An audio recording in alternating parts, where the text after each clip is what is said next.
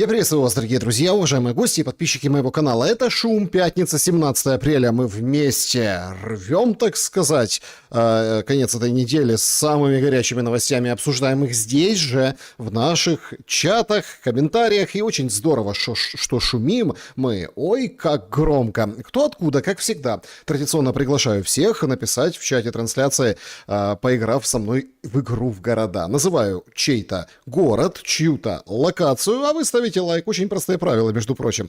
Значит, кто откуда? Брянск ждет. Отлично. Так, с нами... Вот Саша, дождались. Привет. И вам тоже большой привет. Замечательно. Скаломорск издает вот такие звуки. Шумлянам всем салют. Привет. Так, Шелест Грозный тоже шумит. Шелест Грозный, запятая, тоже шумит. Грозный, привет большое. Спасибо вам большое. Варшава с нами. Петропавловка, Воронеж, значит, Запорожье, привет, Луганск, Орел шумит, Уссурийск шумит тоже. Александр, Афины всегда с вами, и это прекрасно. Хмельницкий, Украина, здравствуйте, Александр, здравствуйте и вам. Сегодня с нами Алматы в шуме, Ларнака с приветом. Привет, Ларнака. Пенза, Харьков, Волгоград, Красный Лиман шумит, Александр. Ой, там продвижение в Красном Лимане. Там шумно, действительно. Сегодня сообщали. Сочи. Снежное всегда на связи. Отлично, Елец на связи, Петербург шумит, Ирландия здесь тоже, Познань, большой привет и вам туда, в Познань, Донецк, Винница, так, Шелест, запятая, Грозный тоже шумит, ну да, значит, Бруклин, вау, отлично, Финляндия на связи, Черкассы, Харьков, ХТЗ, Литва, Франция, шум из Пьемонта, Калининград, привет в Калининград, Бишкек, вам тоже привет, пятница вечер и Прага не спит и со всей честной компанией дружно шелестит. Это здорово, замечательно. Так, давайте проголосуем в нашем сегодняшнем опросе. Топ-новость дня — это недооткрытый или полуприкрытый пролив лжи. Теперь его можно так звать и величать, потому что, ну как грозно прозвучало. Все, договорились, отлично, бомба. Ормуз открыт. Иран заявила, все переполошились. Как так? Иран после всего того, что было, они открывают пролив? Да, после всего того, что было, они открыли пролив, но, судя по всему, ненадолго, да, потому что, в общем, сейчас там идут распри, корабли ходят, суда разные, да, но не все, ну и не туда-сюда, а вот сюда, туда-сюда, понимаете? В общем, такая сейчас очень серьезная, такая напряженная атмосфера, потому что такое ощущение, что они не понимают вообще с кем, как, о чем договариваться. Если открыли, то открывайте, если нет, то... Почему США не снимает свою блокаду с иранских судов? Ясен пень, что Иран не согласится на такие условия. Короче, опрос. Надолго ли иранцы вообще открывают Ормуз?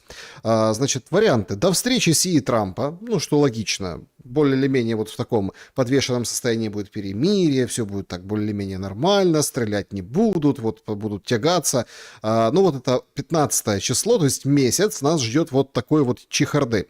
Нет, скоро новая волна войны, то есть конкретно закончатся сроки, там среда, 20 число, я имею в виду Ливан, и имею в виду США, Иран, ну то есть все, и вот закончат и опять будут воевать, поднакопят силы, так сказать, навсегда. Открыли, и все вообще заканчивается. Ну, то есть, все уже поняли. Иран всем все доказал. США тоже всем все доказали. Хулить НАТО у Трампа, как сегодня, у него есть еще вагон и маленькая тележка причин, поэтому, в общем-то, все. Как бы на этом все истухнет, затихнет и не затянется. И еще один вариант: будут то открывать, то закрывать, потому что складывается такое впечатление, что Иран тоже научился делать ставки на фондовых рынках.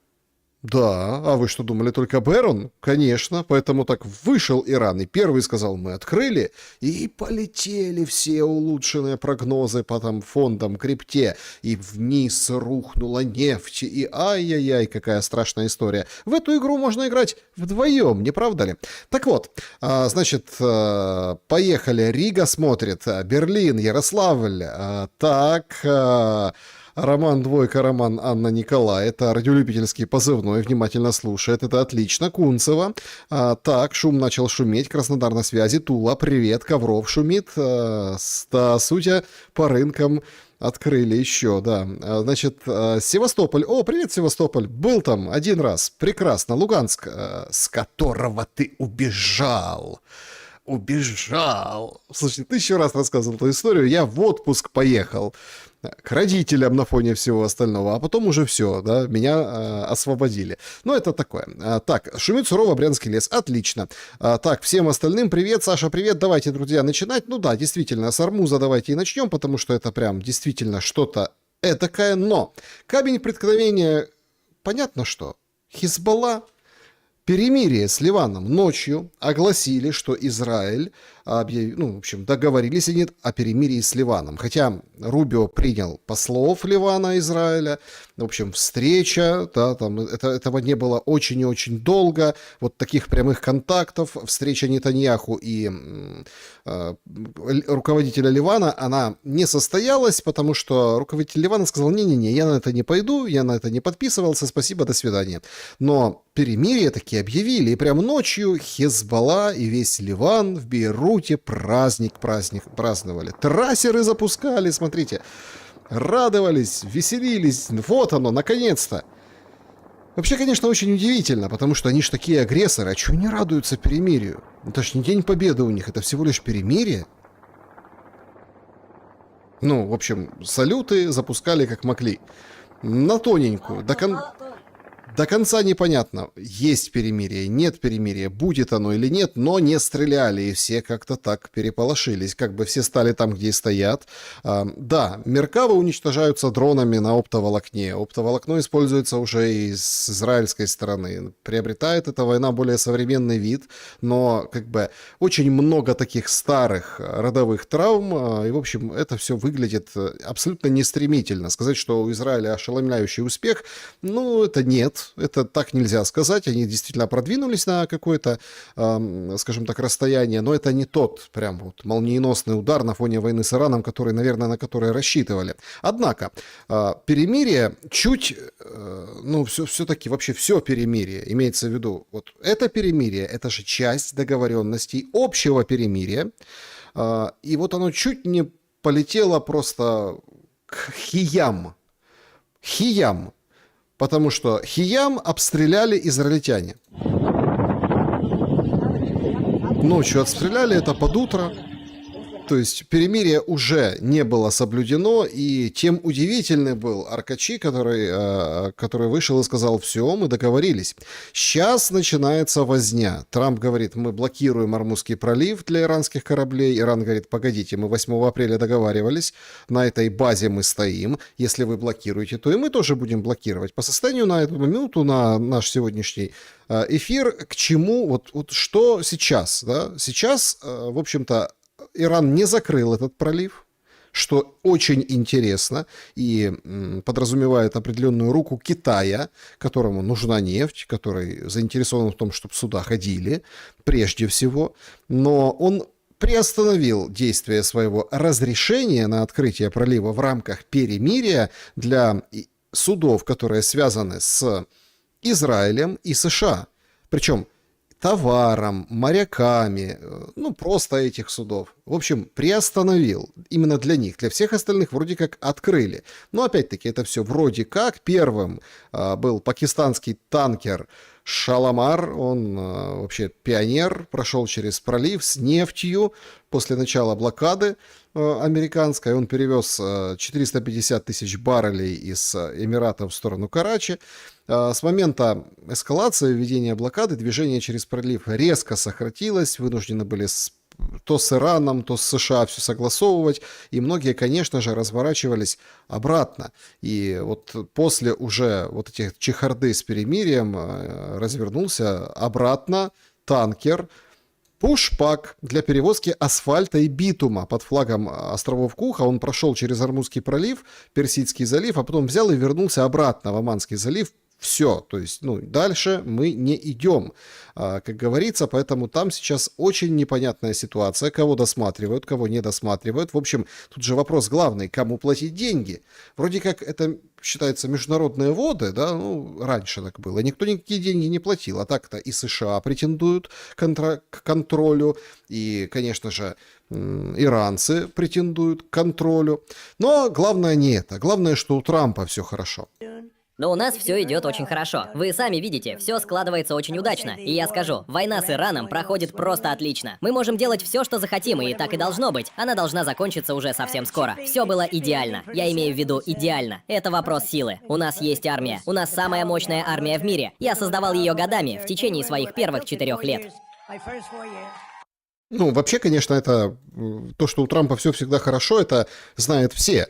От пионера до пенсионера. Однако, все действительно очень выглядело угрожающе сегодня днем, когда авианосно-ударная группа атомного авианосца Джеральд Форд, включая эсминец Махан, прошли Суэцкий канал, вошли в Большое Горькое озеро и продолжили движение в южном направлении. От побережья Южной Африки в северную часть Аравийского моря продолжает двигаться Буш, ну, другой авианосец, авианосная группировка. Там же эсминцы, в общем, транспортный самолет снабжения. Короче, какая-то заваруха началась. И, в общем, они все идут. И все перепугались. А куда же они идут? Такая мощная армия, которую создавал Дональд Трамп, может похарчеваться. Потому что это на самом деле и смех, и грех. То, что USA Today опубликовала на американских как раз-таки авианосцах Абрахам Линкольн и Триполи. Ой, еда заканчивается. Моряк рассказал своей семье, что члены экипажа едят, когда получается, что придется, делят еду поровну, если кому-то достается больше. И, по его словам, моральный дух будет на самом низком уровне. Морпехам подают на обед полупустые подносы с небольшой порцией измельченного мяска, тортильюшку и горсточкой вареной морковки, сухой мясной котлетой и серым переработанным мясом. Еда безвкусная, ее катастрофически мало, постоянно голодны. Это разрывает сердце, говорит пастор, которая узнала от прихожанки о плохом качестве питания. То есть родственникам они рассказывают, приходят к пастору, ну, типа исповедоваться, а пастор, вот видите, как делится с прессой. Нормальная там тайна исповеди, что называется. Ну, может, это не исповедь, просто рассказала. В общем, семьи военных переживают за них и собирают им посылки, но доставка почты на военные почтовые индексы по всему Ближнему Востоку с апреля остановилась. Морпех из Триполи рассказала семье, что экипаж экономит продукты, свежие овощи и фрукты отсутствуют, сломалась кофемашина, есть нехватка средств гигиены. Ну, то есть туалетная бумага заканчивается. Представляете? Туалетная бумага заканчивается. Кофе не попьешь из кофемашины. Беда какая-то. Как воевать с Ираном? У нас самая сильная армия в мире. Не должно быть такого, чтобы люди голодали и не могли получать почту на корабле. Единственное, в чем мы всегда превосходили противника, это то, что мы кормили своих людей, говорит 63-летний отец этой военной, который сам когда-то служил в морской пехоте. Между прочим, Триполи в море находится больше месяца, другие корабли вообще еще дольше. 15 апреля Джеральд Форд, тот, который сорвался сегодня, побил рекорд самого длительного развертывания. Это со времен Холодной войны. 295 дней, представляете, на боевом посту. Это вам не шутки.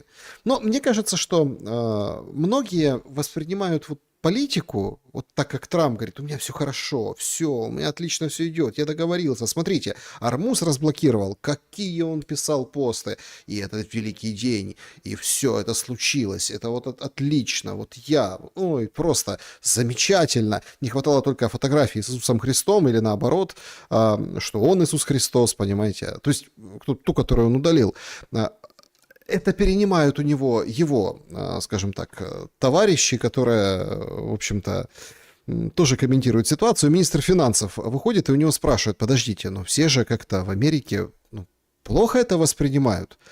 Плохо бьет по кошельку. Он говорит, да не верьте, они нечестно отвечают на опросы. Почему мы не видим это в настроениях? Почему люди, казалось бы, чувствуют себя лучше? Знаете, когда я работал в инвестиционном бизнесе, были всякие опросы потребителей, но я всегда смотрел на другое. Что люди на самом деле делают? И вот сейчас в Минфине Проходит много руководителей компаний из розницы, кредитных карт, банковского сектора, потребительского рынка. И хотя на словах они могут звучать мрачно, в реальности ситуация довольно бодрая. Мы видим, что расходы остаются очень стабильными практически во всех категориях. То есть они могут говорить, что им плохо, но, если честно, в глубине души они чувствуют себя нормально. Я не уверен, что именно они рассказывают тем, кто проводит опросы. То есть они могут говорить, что все плохо, но на самом деле в глубине души они понимают, что у них все нормально. Это министр финансов. То есть ему говорят, подожди, там потребление, расходы растут. Сейчас вообще там интереснейшая аналитика выходит о том, что, простите, крах может быть доллара, госдолга США, ну и, соответственно, доллара, девальвация сумасшедшая, и это просто ошеломительный удар, это мир перевернет. Вот в прямом смысле этого слова. Они сейчас рухнут доллар, в общем, там девальвация и так в резервах минимальное за всю историю количество доллара по всему миру, как резервная валюта. Но министр, смотрите, как-то не верьте, им все нехорошо. Ну, это прибедняются они. Чего ты прибедняешься? Все нормально. Ну, он так, или ходят, жалуются, ноют, Азарова на них нет. Помните эту сакраментальную фразу? «Досыть скиглите». Не надо скиглите, говорит всем милашка Бессент, и говорит, ну, пожалуйста, то есть это все опросы, все некорректно, все на самом деле хорошо. Все на самом деле хорошо и прекрасно, если бы не поссорился бы Трамп с лидерами мнений, которые хвост и в гриву, текущее положение вещей, песочат внутри той же Америки. Тут вообще договорились до того, у Такера Карлсона, сам Такер Карлсон, что Трамп это, возможно, антихрист.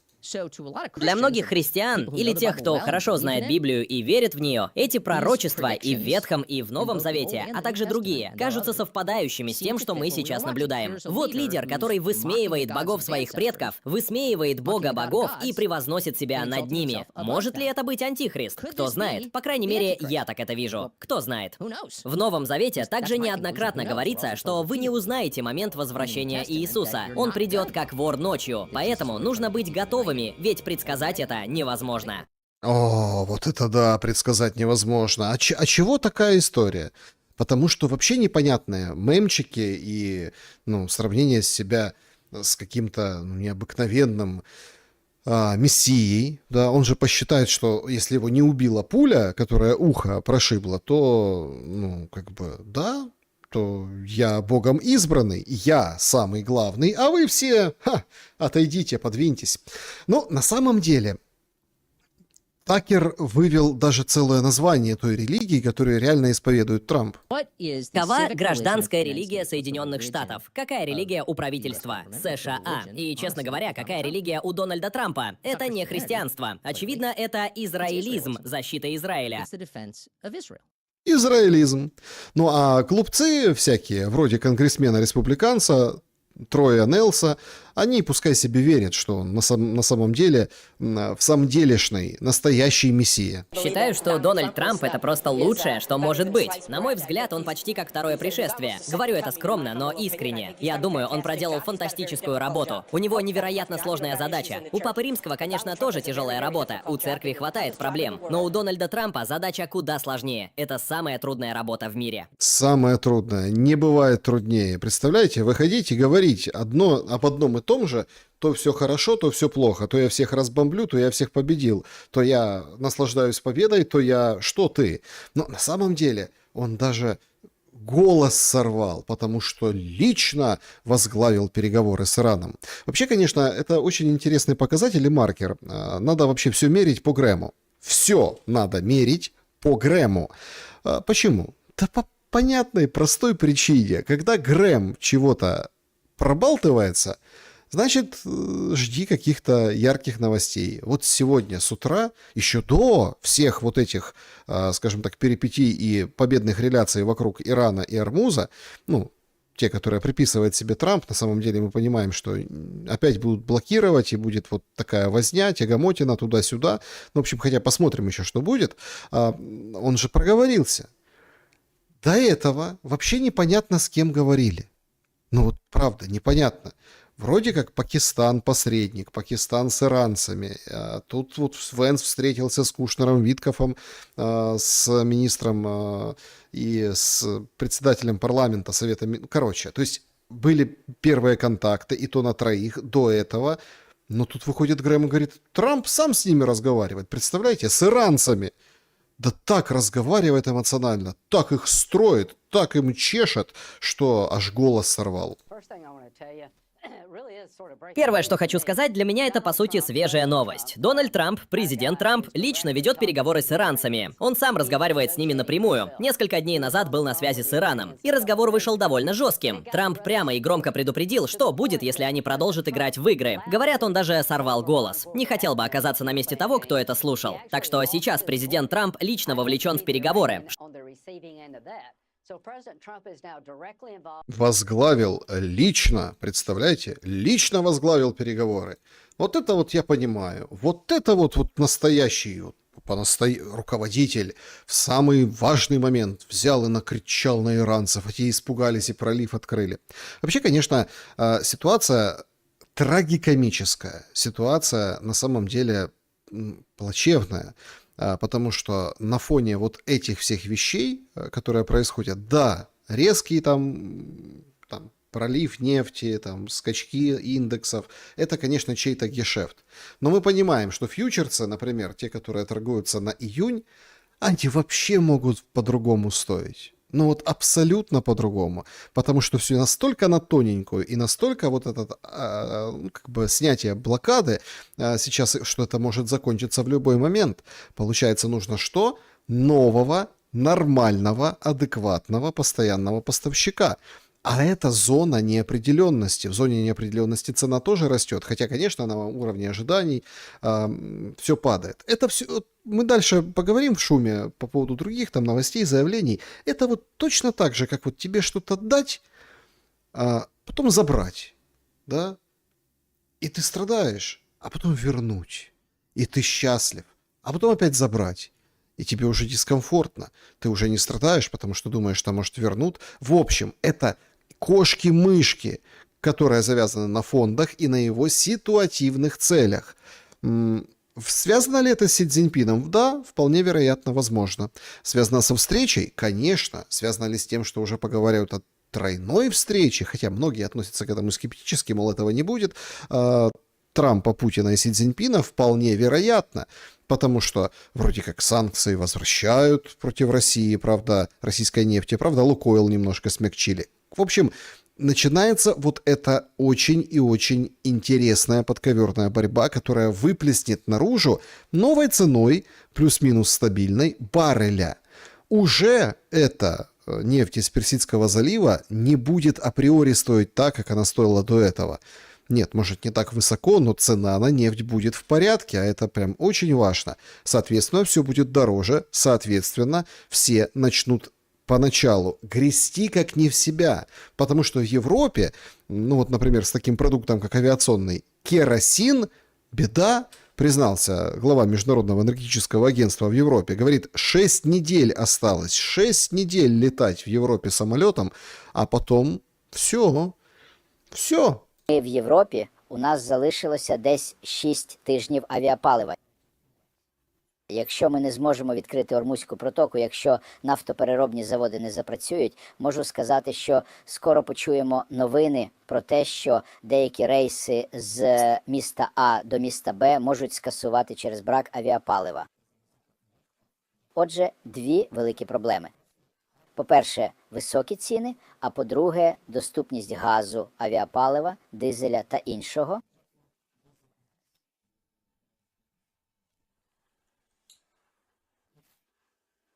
Ормузька протока.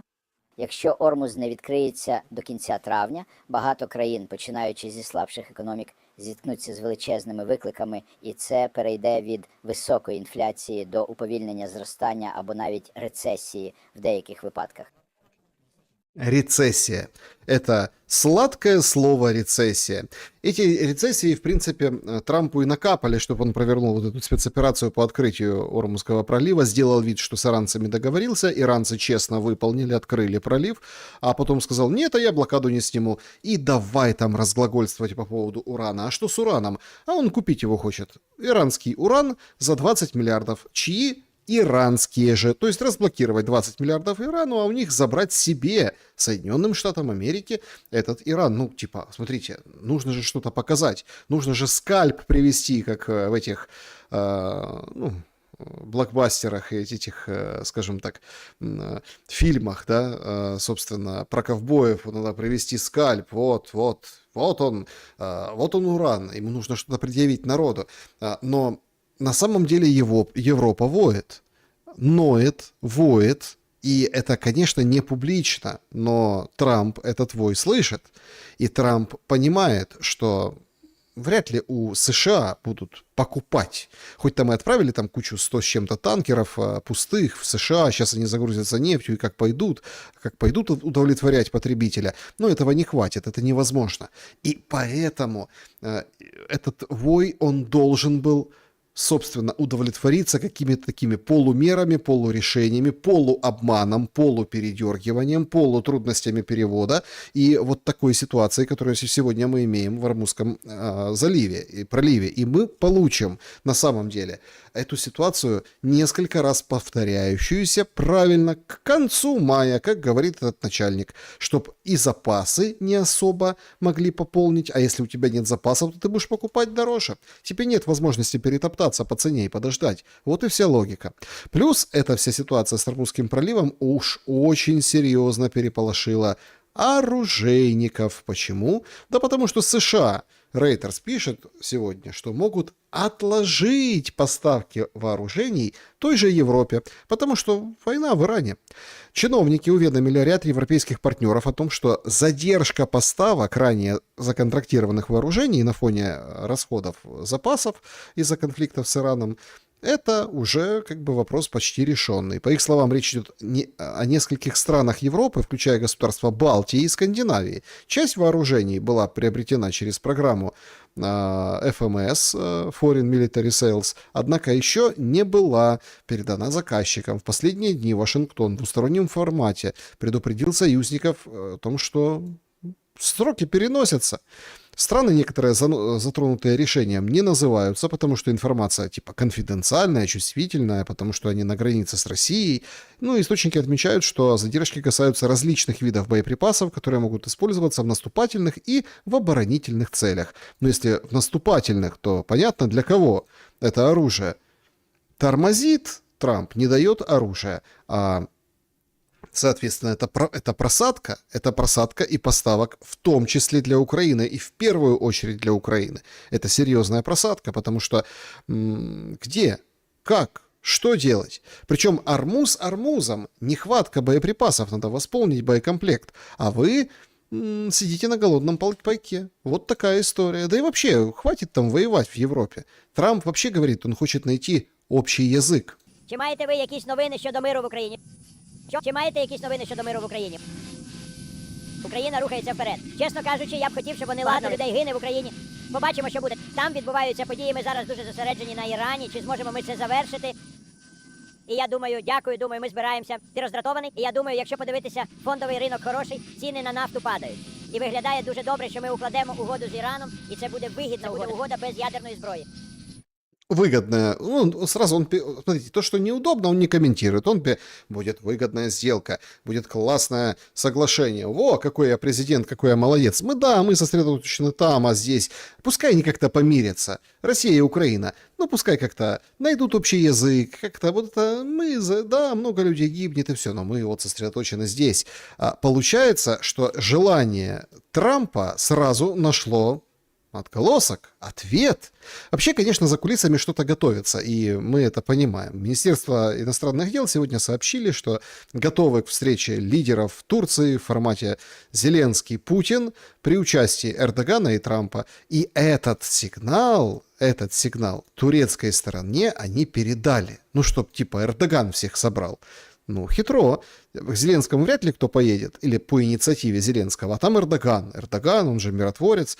Ну, как бы вот так говорит Сибига. И здесь мы также рассчитываем на наших турецких друзей. Например, в организации встречи на уровне лидеров. Мы готовы к такой встрече и в Турции. Я имею в виду встречу между Зеленским, Путиным, господином Эрдоганом, возможно, и Трампом. Мы передали это послание нашим турецким партнерам во время недавнего визита вместе с моим президентом. Таким образом, Турция играет очень важную роль в наших усилиях по достижению мира. Turkish Friends. Ну, по поводу английского языка, вы понимаете. В принципе, можно было перевод не давать, и так, в принципе, все понятно. Он такой нормальный, добротный, школьный английский язык, который понимают все. London is the capital of Great Britain. Это знают точно.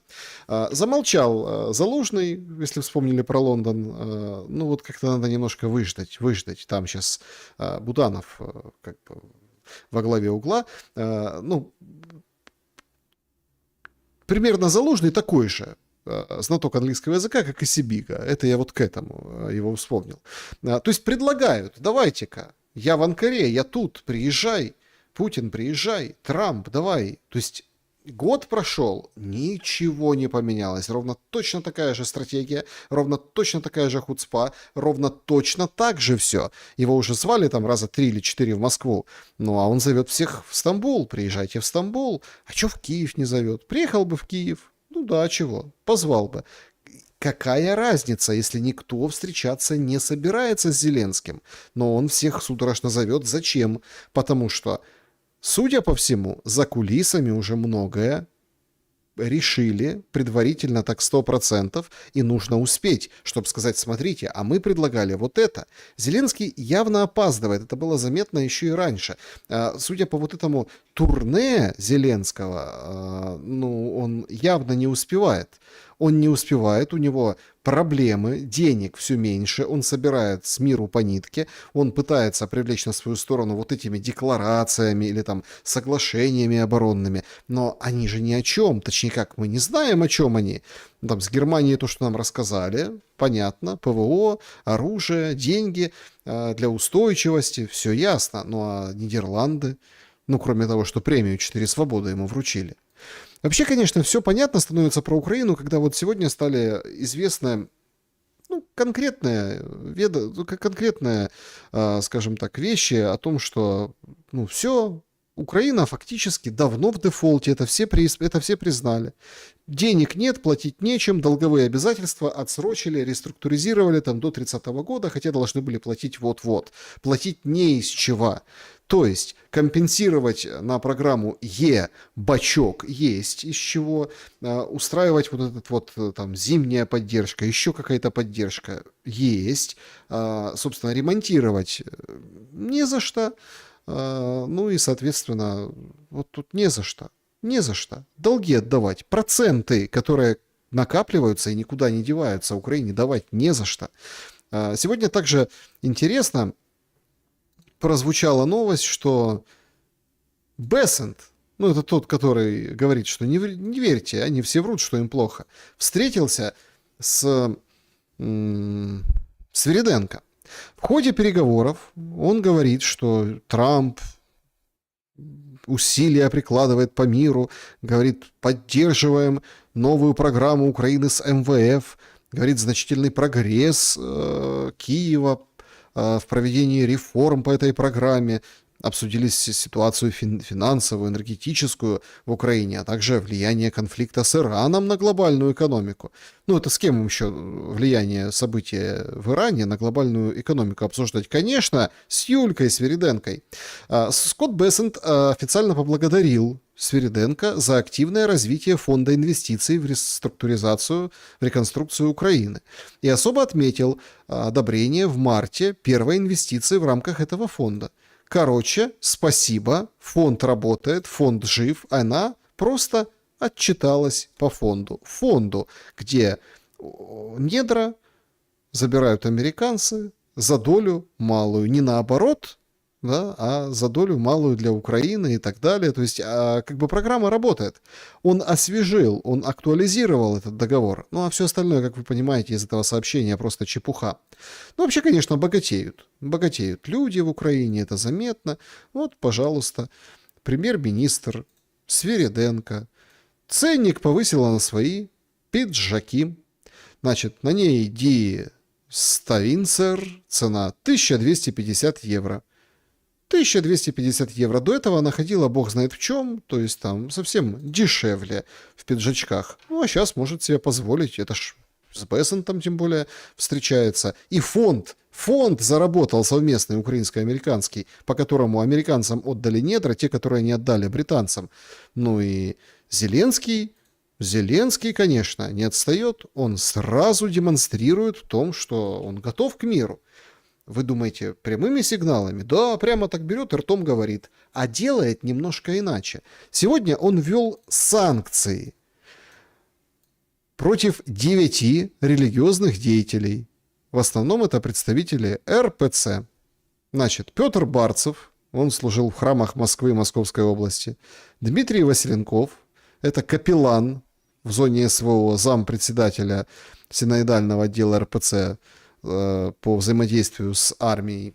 Евгений Никифоров, председатель православного общества «Радонеж». Ну и там интересная позиция Андрей Новиков. Он когда-то был секретарем Одесской епархии УПЦ, сейчас настоятель храма, одного из храмов в Москве. Илья Островский, это патриарший экзарх Африки, митрополит Константин. Ну, конечно, митрополита Константина из Африки, конечно, надо под санкции вести. Ну и там еще митрополит Лев, новгородский, старорусский, и митрополит Вениамин, это глава белорусской, он когда-то был главой белорусской православной церкви и выступал против протестов, против Лукашенко. Ну, понимаю, звучит сложно, против. Короче, он был за Лукашенко и всех пытался образумить. Поэтому санкции на него. Вот именно поэтому санкции на него. Зеленский прокатился, и Зеленский продолжает собирать, ну, хоть что-то ото всех. Сегодня вот встретил короля Густава, Карла XVI Густава, да, он король Швеции, и он впервые за 14 лет прибыл в Украину, представляете? Встретили Карла красиво во Львове, брусчатка, всех построили, как вы понимаете.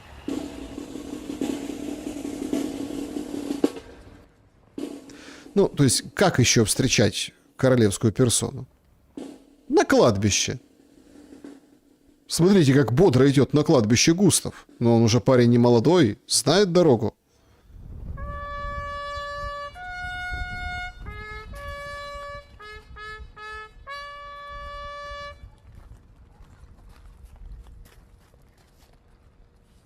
Вообще, конечно, это поведенческая реакция Зеленского, это, конечно, нечто.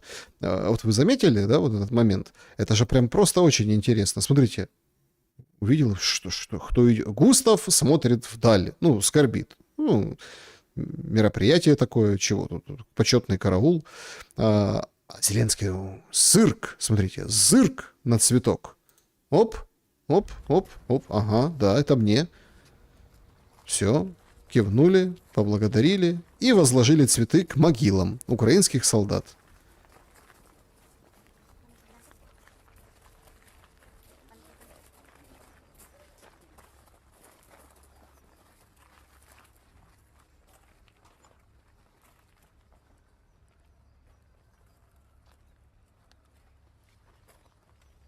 Заметьте, швед пошел дальше.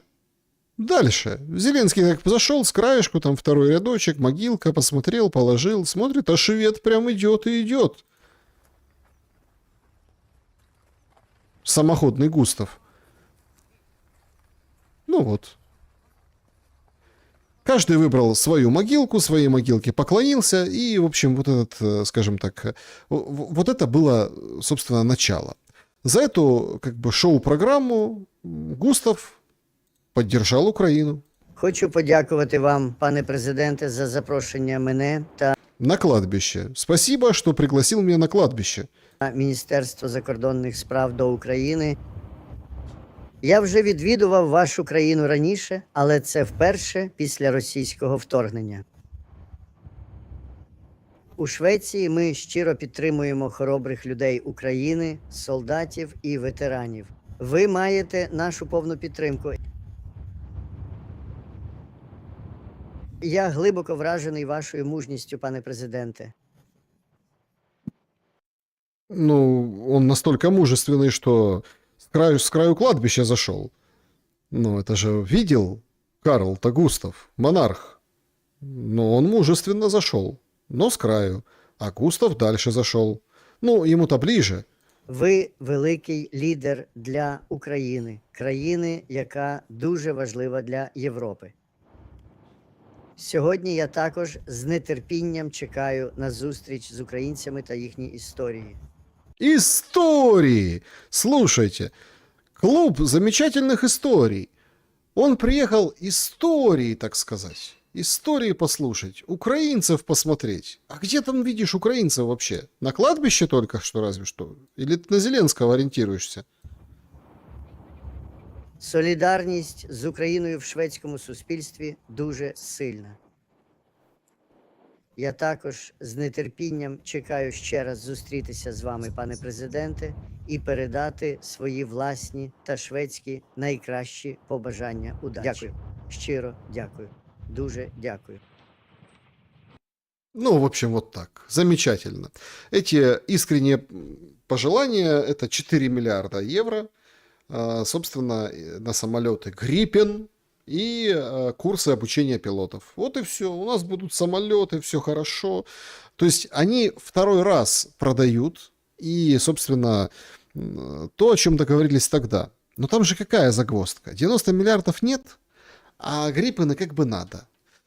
И, в общем, как происходит разговор? Вы, уважаемые шведы, хотите же там как-то производство начинать, да, чего-то «Гриппены», там в каком-то там году они будут закончены, они там будут по частям как-то передаваться, вам что-то там старье нам, себе новое, хорошо, но вы, пожалуйста, эти «Гриппены» нашу предоплату вносить, но у нас предоплаты нет, поэтому давайте вы типа приедете, нам выделите денег, а мы их потом вам сразу отдадим. Потому что помните, когда с Орбаном была эта история про живот, про адресочек скину, он же четко говорил, что нужна предоплата на Рафали, на Гриппены, и 90 миллиардов это вот оттуда собирались брать, а их нет. Ну, дайте 4, ну, 2 пойдут вам на предоплату. Схемы колоссальные. И король, конечно же, хотел послушать украинцев и, конечно же, говорит о том, как мы Европе... Ой, как мы Европе дороги. Ну, тут, кстати, вышел депутат от «Слуги народа» Камельчук. Тоже говорит, слушайте, это не сильно и дороги. Говорит, дешевое мы для Европы. Надо больше просить. Что ты приехал, 4 миллиарда какие-то дал. И вообще, мы их защищаем. Ми обходимося, я маю на увазі, як захисники для Європи, ми обходимося дуже дешево, я вже про це казав. Українська війна для європейців обходиться дуже дешево. Ми повинні просити за те, що ми робимо, набагато більше. Не вимагати, звичайно. Ну, то есть, вы понимаете, ну, как бы, мы слишком дешево отходим. Мы не дешевки. Больше давай. Густав, Карл, Густав, 16-й. Больше дай денег. Тому що ми хочемо залишатися самостійною країною, і нам все одно платити за частину тих грошей, яких нам надають. Але Это логика феноменальная. Значит, мы все равно хотим быть независимой самостоятельной страной, и нам все равно нужно платить как бы за эти деньги, которые нам дают. Но, а что после «но», то что? Ну, Камельчук в курсе. діяти, співпрацювати з ними на умовах, які вигідні Україні. Не знищувати енергетику, щоб потім ми купували електроенергію в Європі, а розвивати нашу. Не обмежувати можливості нашого агросектору чи нашої промисловості на майбутнє, а думати, як зберегти ці всі речі. Вот это, понимаете? Вот это политик. Вот это я понимаю. Вот сказал, как отрезал. Вопрос только в том, что у Украины есть деньги? Нет. А у Европы? Да. Но Европа должна на условиях Украины давать деньги, чтоб не надо ничего уничтожать. Рычите, как львы. МВФ утвердила программу. Замечательно просто. Зеленский к народу обращается со Львова. Шановні українці, українки, сьогодні Львів, візит в Україну короля Швеції. Важливий прояв поваги до наших людей, нашої держави. Його величність вже вдруге в Україні за час після відновлення нашої незалежності. Разом з ним урядова делегація, і у нас багато напрямків співпраці зі Швецією, оборонна передусім. Ми готуємось розширити нашу бойову авіацію завдяки Гріпенам. Детально працюємо над цим. Як тільки буде розблокований європейський пакет для України, це відкриє кошти і на такі сильні оборонні речі, і на захист зараз.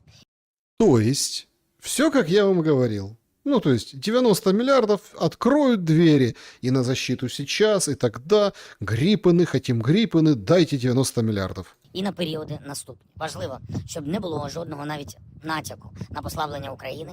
Тільки з часом дипломатія спрацює. Разом зі Швецією теж шукаємо рішення, щоб посилити нашу протиповітряну оборону. То есть, так хорошо же все с противовоздушной обороной. Замечательно же все. Зачем? Куда усиливать? Мы вон с Персидским заливом поделились. Номер 1 – це захист від ракет, від балістики. Ми проговорили сьогодні ці питання. Через війну в Ірані є ризики для послаблення такої зброї, постачання зброї в Україну. І дякую всім партнерам, які готові допомагати та шукати, як це виправити. Німеччина, Норвегія, Італія, Нідерланди, зараз Швеція в Україні. Візити цього тижня були саме про це. Щоб ми весною, літом могли зберігати стійкість України, силу України, і щоб у Росії не було спокуси думати, що зростання нафтових цін та нестабільність у світі може Росії чимось допомогти в війні. Фактично, щодня на політичному рівні, на військовому, в комунікації з партнерами заради ППО. Ми шукаємо антибалістику. Антибаллистику ищут. Понимаете? Антибаллистику ищут, найти не могут. Ничего. Немцы ПАК-3, говорят, закупят. Правда, доставить невозможно. Да и нет их. Все как бы отстреляли много на Ближнем Востоке. Но мы ищем. Кто ищет, тот всегда. Ніше рухаємось до таких умов, коли зможемо в Україні та разом з партнерами виробляти протиповітряну оборону. Всі необхідні формати. О, а вот это уже звучит как сенсация. Значит, мы движемся вместе с партнерами, чтобы изготовлять ПВО. Изготовлять ПВО. То есть, понимаете, какое это как... Есть такое выражение «банный лист». То есть, ты дай денег, но на моих условиях. Ты дай чертежи, денег, материалы, силы, средства. Я скажу, куда завод поставить. Но вот на моих условиях. Это называется общее производство ПВО. Общее.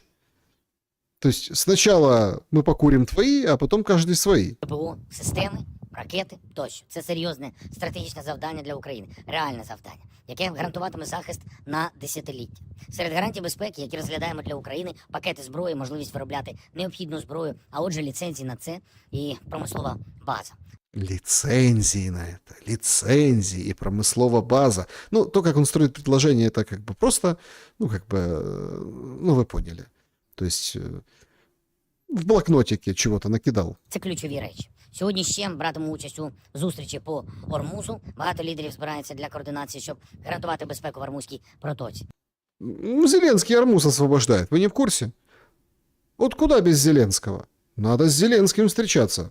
Какая-то будет встреча, и он там будет принимать участие, все страны, обеспокоенные Армузом, и Зеленский там во главе, говорит, так, Армуз, что делать? Но он-то знает, что делать. Зараз світ точно знає, де ця протока і чому вона так важлива.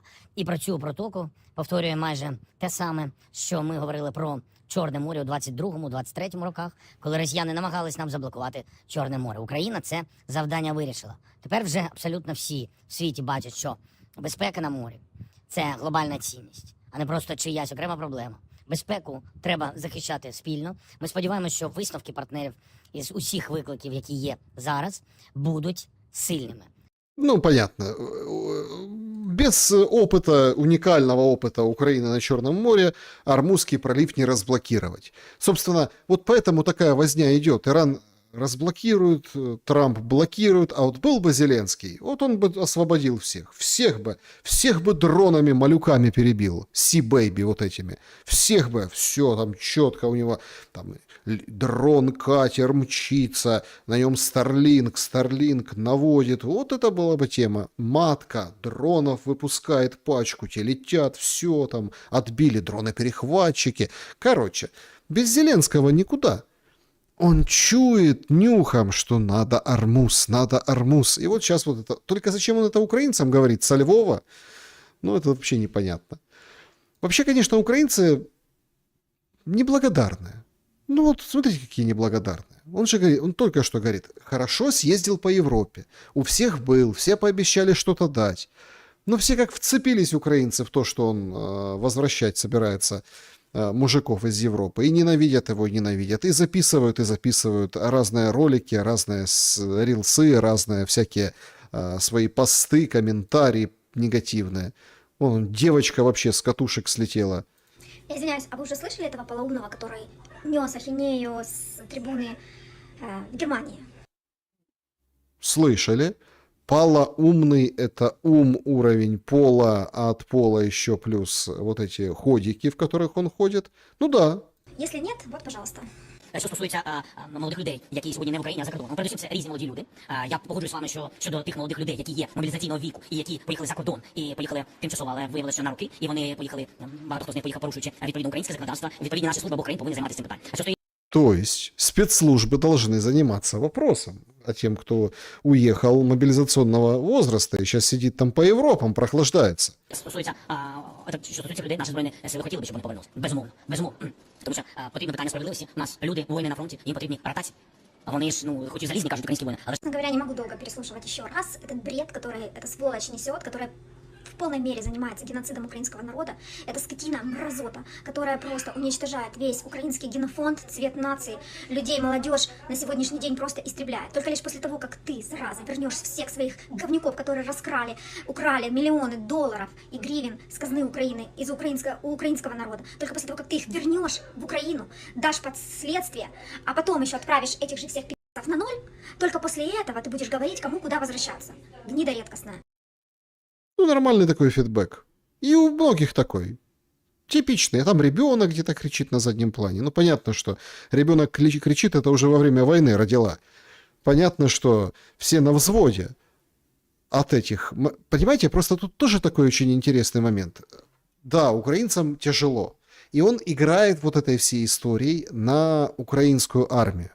Он пытается понравиться тем, что вот, ротации нет, никого нет, они всех ловят, но ну ж как ловят. Те ловят, они бегут или помирают там по учебкам. Ну вот такие украинцы. Ну поэтому ты сиди, воин, воюй, сейчас жди, тебя поменяют. Ну, многие не дожидаются, прилетает что-то, дрон, ракета, баллистика, что-то, хлоп, и все. И, в общем, с самого начала воевал, и вот дождался своей ракеты, своей пули, своего снаряда, и больше его нет. И он понимает, что в армии им недовольны. Можно 1000 раз, как Ермак с Шоном Пеном, ездить по этим фронтам. Опять, кстати, поехал. Чё так? Говорит, 137-я, по-моему, или 157-я. Короче, какая-то бригада. Все, у вас ни в чем не будете нуждаться. Шон Пен приехал с Ермаком, представляете? Можно 1000 раз рассказывать, там, медальки вешать, вот эти побрякушки из Алиэкспресс, которые стоят там по 50 гривен за штуку. Но они недовольны. И он хочет перед ними показаться, перед ними выступить. То есть тыл, плевать, а вот перед ними хочет. Почему? Потому что это реальная какая-то угроза. Они плюнут, завтра не будут воевать, поснимаются целыми подразделениями, батальонами, может, даже бригадами, и все. И тогда дыры, тогда вот это, ну, как бы, и поэтому, нет, мы вернем их, они нарушили закон, убежали. Но внутри украинцев уже все не так. Внутри это уже воспринимается по-другому. Поэтому нужна постоянно новая какая-то угроза. Нужны новые поводы, чтобы дали денег. Новые поводы, чтобы дали денег. А если вернут украинцев, ну, как бы вернут и вернут. Какие тут деньги? Это растрата на новых украинцев. Понимаете? А ему нужны новые приходы. Ну, я имею в виду денег. Поэтому сегодня это было, конечно, феерически и великолепно. Зеленский на фоне со шведским королем. Все как в истории было когда-то. Ну ладно, не будем вспоминать эти все времена битв под Полтавой. Короче, значит, по данным разведки, в приграничных районах Беларуси, рассказывает Зеленский, идет строительство дорог. Ну, это вообще преступление. Представляете, строить дороги в Беларуси в такое-то время. Тут тоже мне. Ну, ладно, дорог. Дороги еще ведут к Украине. Представляете?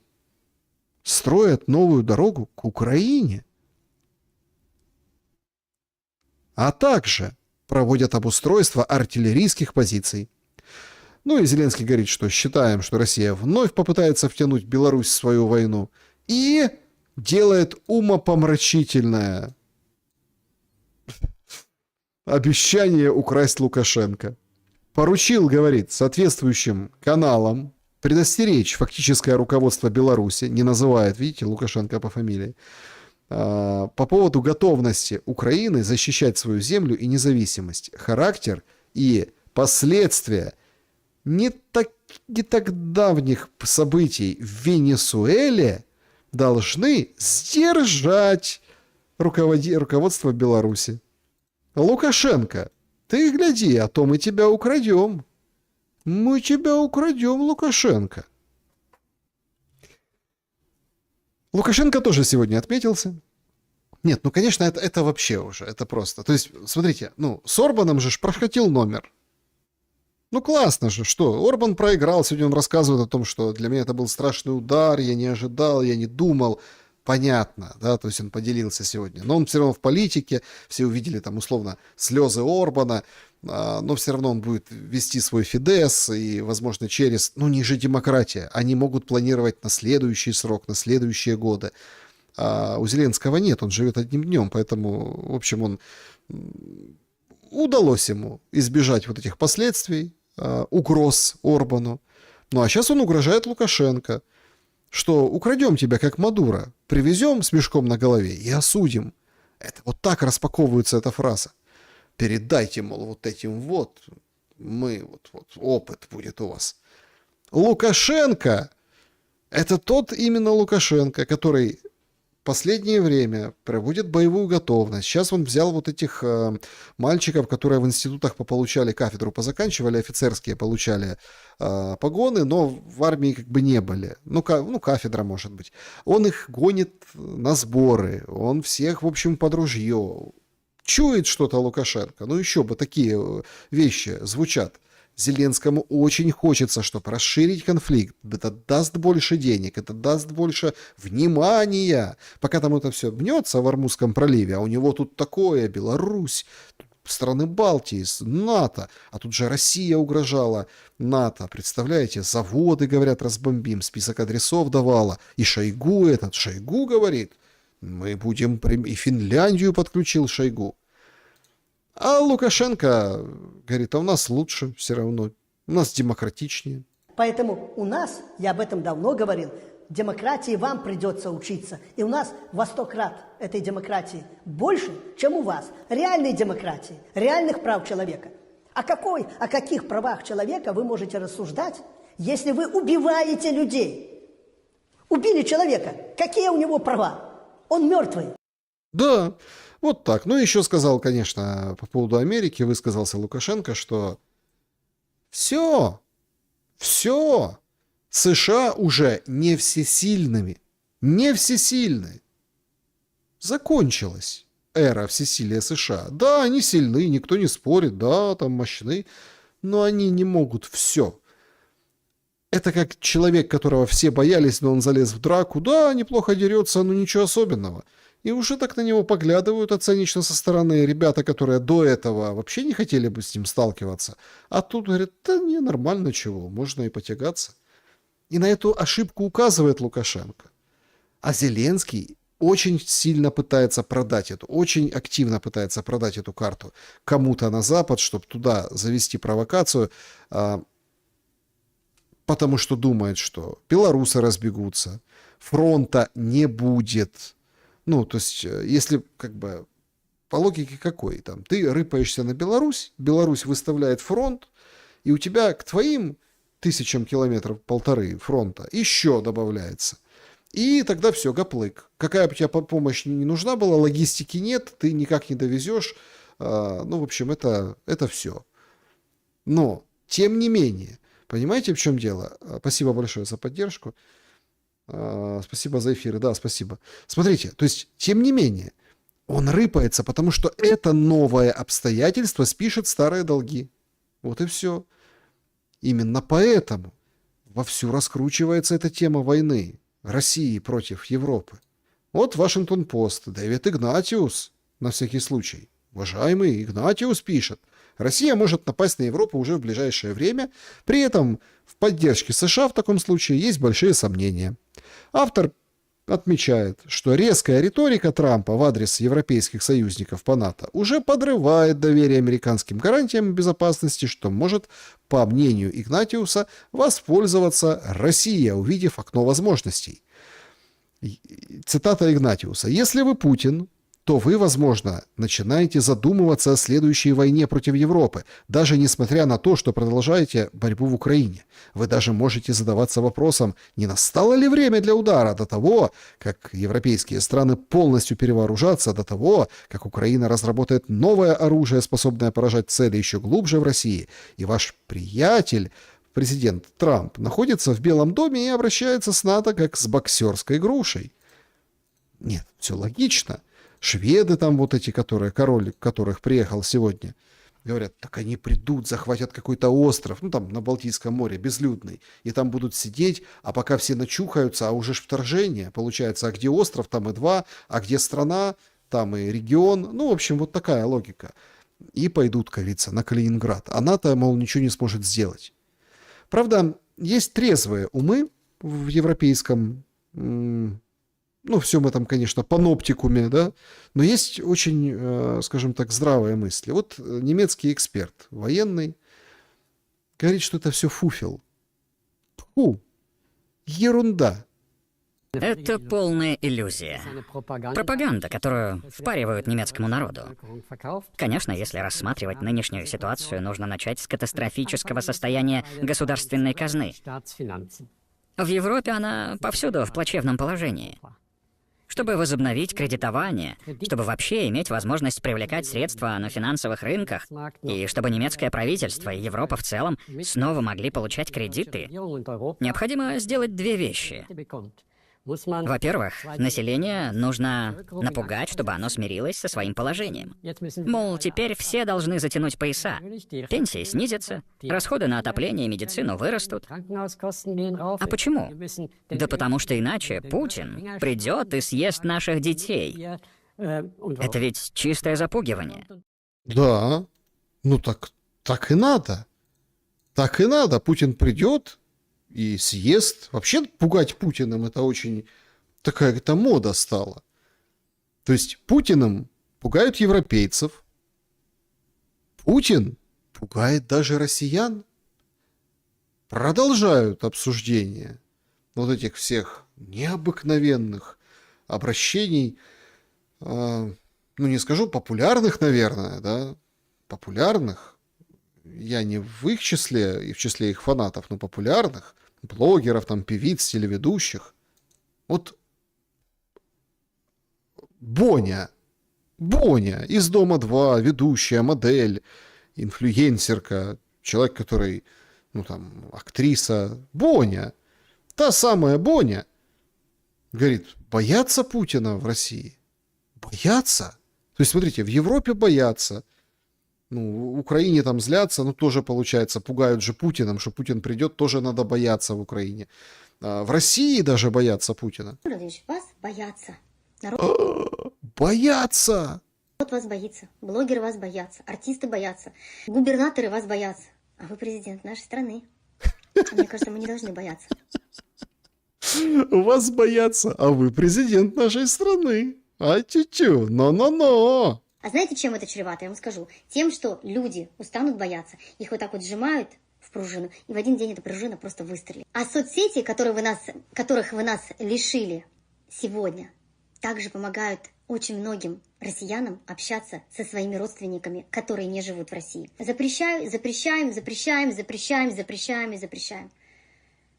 Такое ощущение, что мы уже не в свободной стране живем, а в какой-то запрещенной стране. И это только маленькое. Вот посмотрите комментарии к этому сообщению. Это будет комментарий просто «Глаз народа». И вы увидите, что думают люди. Ну, вряд ли Путин посмотрел ее комментарии к ее посту. Это там, на самом деле, у нее 18 минут это обращение, там несколько блоков. Ее кто-то, конечно, поддержал, кто-то, конечно, не очень вспомнил. Все, как говорится, это Боня до пластики, до всех этих моментов. Это из ее же сторис. В общем, сейчас это все обсуждают. Ничего себе, Боня бросила вызов целому Путину. Путин вряд ли, конечно, видел. Хотя, может, и показали чего, поднесли на телефоне, показали. Это дело не хитрое. Это, кстати, такой бред, что вот, Путин не пользуется соцсетями. Он, может, не пользуется как пользователь соцсетями, но в любом случае он имеет доступ ко всему тому, что запрещают и где вот это все судачится. То есть, смотрите, это образ. Вот это образ, что у него там принесли папочку ему красненькую. Все умеют пользоваться. Он не сидит один, так сказать, ему есть и кому показать, ему есть и, собственно, самому куда войти. То есть это же КГБист. Ну, давайте только не будем вот это. Вот он стар для соцсетей. Ну, подождите. Ну, то есть мне кажется, что это все слишком-слишком как бы деланная история. Ну, с другой стороны подошла Айза к этому вопросу Бонни. Ну, типа, Путин, народ вот пугают, типа, царь хороший, бояре плохие, а Путин просто не в курсе. Ребята, я не в курсе, говорит Айза. Ну, говорит, что Путин, давайте донесем, а то скрывают от него информацию. Сколько можно, сколько надо наворовать денег, чтобы было достаточно. Так как я являюсь гражданином Российской Федерации, мне вообще все равно, как в других странах. Меня интересует только то, что происходит в моей стране, которую я очень сильно люблю. Много информации не доходит, наверное, до верха, до Владимира Владимировича Путина. Хотя я считаю, что это совершенно неправильно. Президент должен знать, что происходит в своей стране. Закрывается Телеграм. Доступ к информации закрыт полностью. Я скачала Макс. Это вот, если бы я создала что-то, вот это выглядело бы примерно как Макс. И тут сиди и думай, это комплимент или так, или так. Если бы я что-то создала, это бы выглядело как Макс.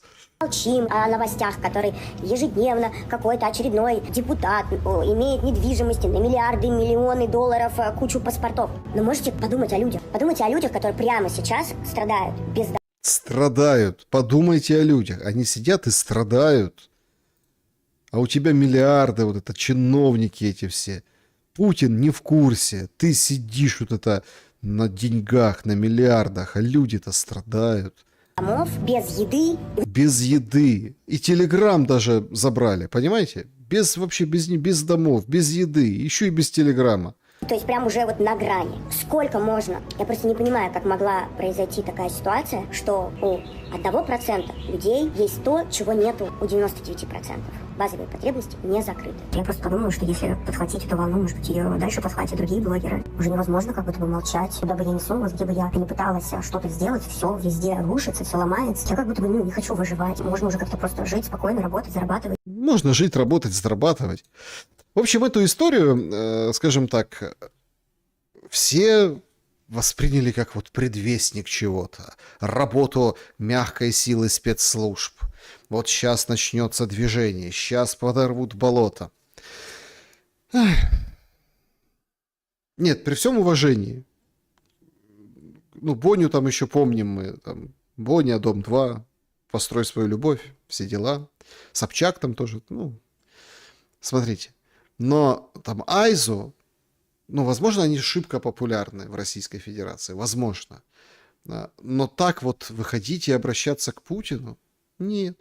Это явно какая-то очень продуманная игра, продуманная история, что вот глаз народа. Причем и выбирались вот эти, не Никита Михалков какой-нибудь, ну там, такого разряда человек, хотя он, конечно, он такой один, но не какой-нибудь там Шахназаров. То есть не кто-то вот для этих. Вот нужно было подобрать, чтобы это было плюс-минус вне возраста, чтобы Боню давно и помнили. Там 46 лет этой Боне, понимаете, ее многие помнят и знают. И постарше, кто и помоложе. Вот это Айза. Подобрали этот сегмент и вот так вот выдали. Потом, чтобы это отреагировали, и вчера ночью вдруг у половины России включился без VPN Telegram. Telegram включился, а Макс сегодня отключился. Жалобы были, вот это все, сбои большие. Ну, вот такая прям история. Сегодня где-то после обеда. Что-то мутят, думают все. Конечно, мутят. Конечно. Более того, выходит Вассерман, тот еще интеллектуал, говорит, надо запретить Роскомнадзор. То есть пошла вот эта дискуссия. Люди заняты тем, чем надо. а не обсуждениями там, а что такое, почему у нас Испания закупает дохренища газа, рекордное количество, а мы продаем оружие Украине, миллиард сразу подбросили, просто что Зеленский заехал к нам, а ему сразу миллиард. Контракты оружейные, соглашения, там оружие будем испанское делать для Украины. А они нам продают, а мы вот это вот, ну, нормально, чего? Не этим должна быть забита голова. Голова должна забыть. Боня, вот этот Путин не слышит, Путин. Путин потерял рейтинг. Путин что-то как-то подсдал. Путин, все. И включается вот этот такой массовый Валерий Соловей на всю Ивановскую. Все, а что ж там Путин? Ты слышал, Боня Путину сказала, ох, ничего, а что ж с ней будет дальше? То есть вот на что расчет. А все потихоньку идет туда, куда нужно. Ну, насчет, конечно, вот это телеграмма, тотальной слежки, я повторял уже и повторю еще раз, с вашего позволения. Все идет к тому, что порежут интернет по странам. Ну, по регионам, по странам железно. Зона безопасности. Будет там отдельно национальный интернет. И максимально это так и будет. Вот европейцы решили создать национальный интернет у себя. Они решили ввести, программу даже написали, по распознаванию. Правда тебе больше? Ну, правда, ты не ребенок, больше 14. Или ты придуриваешься, чтобы зайти в интернет, потому что нельзя ж, как бы, подросткам сейчас массово, это многие вводят сейчас страны, что нельзя пользоваться в соцсети, заходить, если ты там не взрослый, там, до 15, там, 14, кто-то 16. То есть нельзя. Вот когда ты осознанный уже подросток, тогда можно. До этого нельзя ни в коем случае. Ну так вот Дуров сегодня вышел, сказал, Европейский Союз хочет за всеми следить, кляпы хочет всем воткнуть, а приложение их дерьмо. Почему? Потому что взломается за 2 минуты. И показал как. Кто? Взлом приложения ESI для проверки возраста меньше, чем за 2 минуты. Открываем приложение. Пин-код 000001. Подтверждаем. Добавим биометрию и добавим один метод. Готово. Видно, что добавлен свой метод.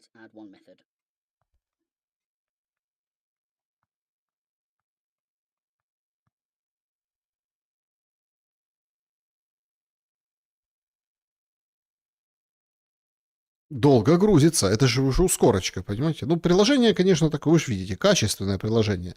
Ну, чтобы идентифицировать возраст, что это не ребенок, а взрослый.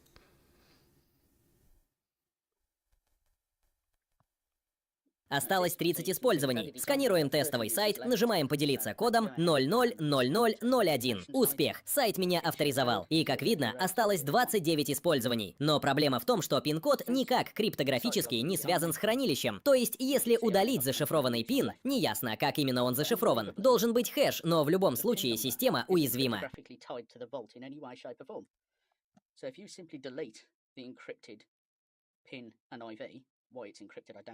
Возвращаемся в приложение, снова проходим начальную настройку. Пропустить. Далее. Выбираем другой пин. 111112. Теперь видно, доступно только 2 варианта вместо 3. Система знает, что в хранилище уже есть один, но мы его не видим.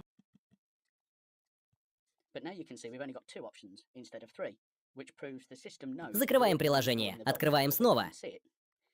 Вводим новый пин, и появляется прежний метод, созданный под другим пин-кодом. Снова сканируем, делимся кодом, используем неверный пин для этого хранилища, и все равно успех. Конечно, успех. Конечно. 2 минуты понадобилось, чтобы взломать вот эту историю. 2 минуты. И все. Все спрашивают, а что ж они так, чего они так ерепенятся? Они тоже готовятся защищаться. Тоже готовятся.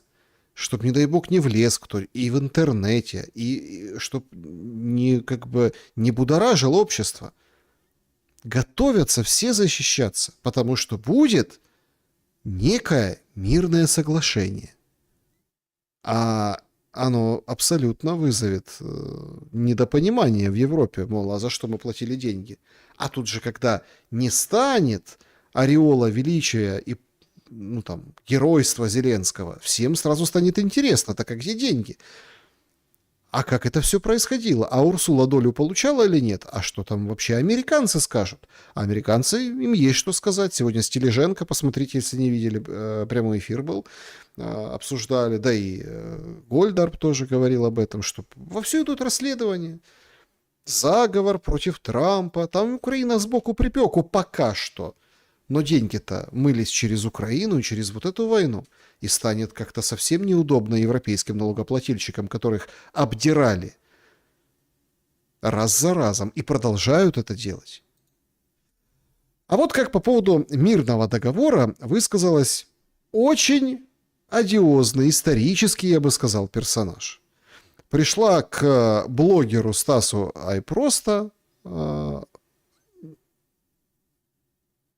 ну, я не знаю, Наталья Поклонская, правильно же, да? То есть не надо вот эти все новые имена, Радведа, там вот это все. То есть Наталья Поклонская, бывший прокурор Крыма, послица в Кабо-Верде, сейчас она советник генпрокурора Российской Федерации, ну и активный, скажем так, участник разного рода интервью. Вы видите вот окончание войны. Мирным договором. Не, ну это понятно, но все-таки на условиях России, как мне кажется, потому что Украина так вроде как никак не может воздействовать. А какая Украина? Я не считаю Зеленского за Украину. Я вообще считаю, Зеленский это преступник, которого нужно сажать в тюрьму, и он захватчик Украины и убийца Украины. А Украина это другое. Вот, к примеру, сколько сейчас украинцев живет за пределами Украины? 7 миллионов. Мне кажется, 11 миллионов. Это в Европе, это в России. И вот всех этих украинцев собрать и спросить, как вы видите продолжение истории, продолжение своей страны? Те, которые за пределами Украины, устроить голосование здесь, в России, сколько украинцев? 2 миллиона, по-моему, или 3. Надо выбрать представителя украинского народа, не Зеленского. Зеленский, он уже не представитель украинского народа, он истребитель украинского народа. Он президент, который уничтожает собственных людей. В автозаке грузят там в Одессе, еще где этих ребят воруют и отправляют в топку. Просто в топку убивает. Таких же украинцев, как, походу, он вроде бы как сам, но там еще вопросы, наверное. Поэтому мирный договор, который будет заключен с представителем украинского народа, но не с истребителем украинского народа, не с Зеленским. Вот так. Мирный договор, но заключать с ним, с Зеленским, его нельзя. Вот с кем угодно, но не с ним. И вот как бы это мнение, кто скажет, да, ну что там, это Поклонская, что... Ну погодите, то есть можно к ней по-разному относиться. Но она сейчас вот как бы говорит то, что у всех на устах. В любом случае, мирный договор будут продавливать. Он будет, любой этот мирный договор не понравится в России многим, ну там, таким отъявленным людям, которые там до победы, до последнего, в Украине тем более. То есть все, как говорят США. Ну, помните, говорили. Не понравится ни одной, ни второй стороне. Окей. Но тут же возникнет вопрос. Окей, даже если оно не нравится, а с кем подписывать? Ну, то есть с кем? Кто будет тем подписантом, подпись которого что-то будет значить? Тут уже Картополов не скажет, что ну, вот он нужен, чтобы там подготовить что-то. Нет, нужна какая-то очень важная и основательная бумажка. Потому что, судя по всему, как сейчас идет международная политика, вот как в Иране, так и есть будет бумажка какая-то. Так непонятно, встретились, договорились, все опровергают, стреляют, срывают. Это все на каких-то устных договорниках через посредника Пакистана. Все, понятно, не публично. За 7 печатями большая тайна. Выходит Венс, говорит, мы ни о чем не договорились. А оказывается, о чем-то таки договорились. Раз Иран сегодня говорит, мы о том, что мы договорились, выполняем. А что ты выполняешь? А где это зафиксировано? То есть нужна какая-то фиксация. Но кто будет субъектом подписи? Ну, явно в России не хотят Зеленского. А в Украине хотят Зеленского? Вот тоже большой вопрос. Эти дни просто неистово утюжат Днепр. Просто неистово. В то время как-то уже никто не говорит о ПВО на Ближнем Востоке. Ну, потому что перемирие, что о нем говорить, да? Ну что, вернулись специалисты или там сидят, ждут продолжения? Дайте ответ, объясните, выйдите к народу, скажите, о, все, они все вернулись, наши специалисты защищают нас. Но прилетов очень много, причем таких глупых. Днепр прилетела сегодня в троллейбусное депо под утро.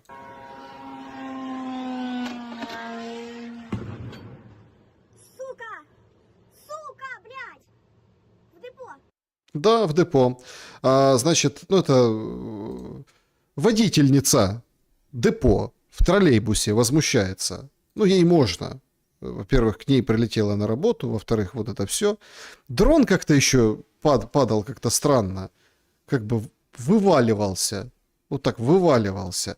Ну, наверное, точно в депо целились, иначе как бы что он должен заходить вот так? Это дроны такие, это же российские дроны. Они вот подлетают, потом начинают так вот падать, болтыхаться. Что-то, наверное, точно хотели депо разрушить. В Чернигове, правда, там уже прилет, о последствиях которого говорят меньше, но последствия которого виднее. Черниговская ТЭЦ приостановила на неопределенный срок свою работу. Проблемы вокруг, собственно, да, были с электроэнергией, ну, в ряде населенных пунктов. Но вернемся к ПВО. С большой гордостью сегодня нам сообщили, что, оказывается, у нас новая модель. Помните вот эта вся история? Е-баллы, да? Типа баллы, покупаешь там чего-то. Пошли дальше в коммерциализации всего происходящего. Создали частное ПВО. Впервые частное ПВО сбило «Шахет», ну, Герань-5, реактивный. Более 400 км в час летел дрон, и Федоров этим похвастался у себя. В Харьковской области это случилось. Сейчас на 19 предприятиях формируются частные группы ПВО, которые встроены в единую систему управления воздушных сил и работают как часть общей архитектуры ПВО. Ну, то есть частное ПВО. Частники занимаются. У нас будут частные компании ПВОшные. А чего нет? Нормально. Частное ПВО. Все как положено. Частные военные компании полноценные. А чего? Это не страшно, это просто новый этап. От депутат Галина Янченко об этом повідала. Чомусь, напевно, через саму назву, да? Приватні військові компанії, зразу перша асоціація у більшості людей – це якісь бойові дії. Поняли? А это не так. Вот вы там пугаетесь. ЧВК. Да это нормальные ребята. Головорезы какие-то. Нет, это вы просто не понимаете. Хорошо, что у нас есть такие, как Галина Янченко, слуги народа, которые, ну, разъяснят. Разъясняй, Галя. Разъясняй. Але насправді бойові дії – це якась там третя, четверта, п'ята функція, яку виконують приватні військові компанії в світі.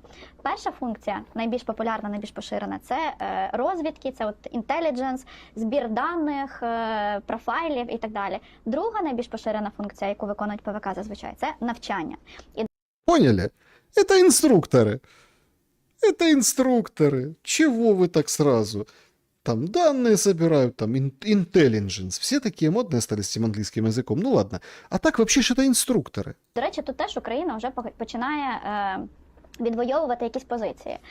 В Мюнхені цього року Україна підписала урядову угоду з Німеччиною про навчання військові. Але тепер не німці будуть нас вчити, а навпаки. І, в принципі, це теж можуть робити приватні військові компанії, а не діючі військовослужбовці, тому що діючі військовослужбовці нам потрібні тут і зараз.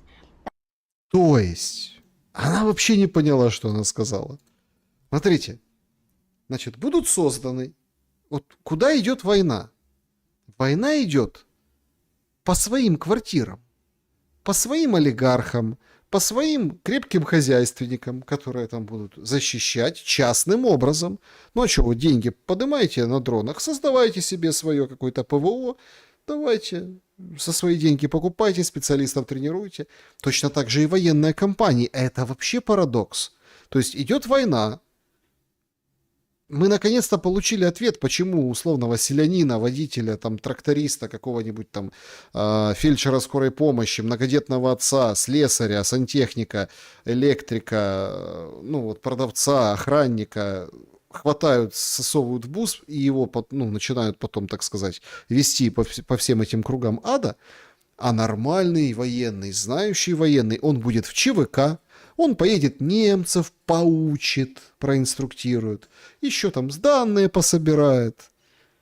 Ну, это не война, это ж не про войну. Это просто специалисты. Украина – страна ЧВК. И получается, у этих вояк, которых большинство сгребли и засунули на фронт, есть настоящая украинская мечта стать членом ЧВК. То есть ты как бы один военный, ты мусор, ты вот воюй там на копе, посадку штурмуй, давай там тягайся, воюй, а другой будет, он же будет специалистом, он поедет, поучит бою, данные пособирает. Украина всерьез рассматривает эту историю. Все говорят, это позитивно, там, частные компании военные надо разрешить. Короче, мы превращаемся в какую-то Латинскую Америку с картелями. С картелями.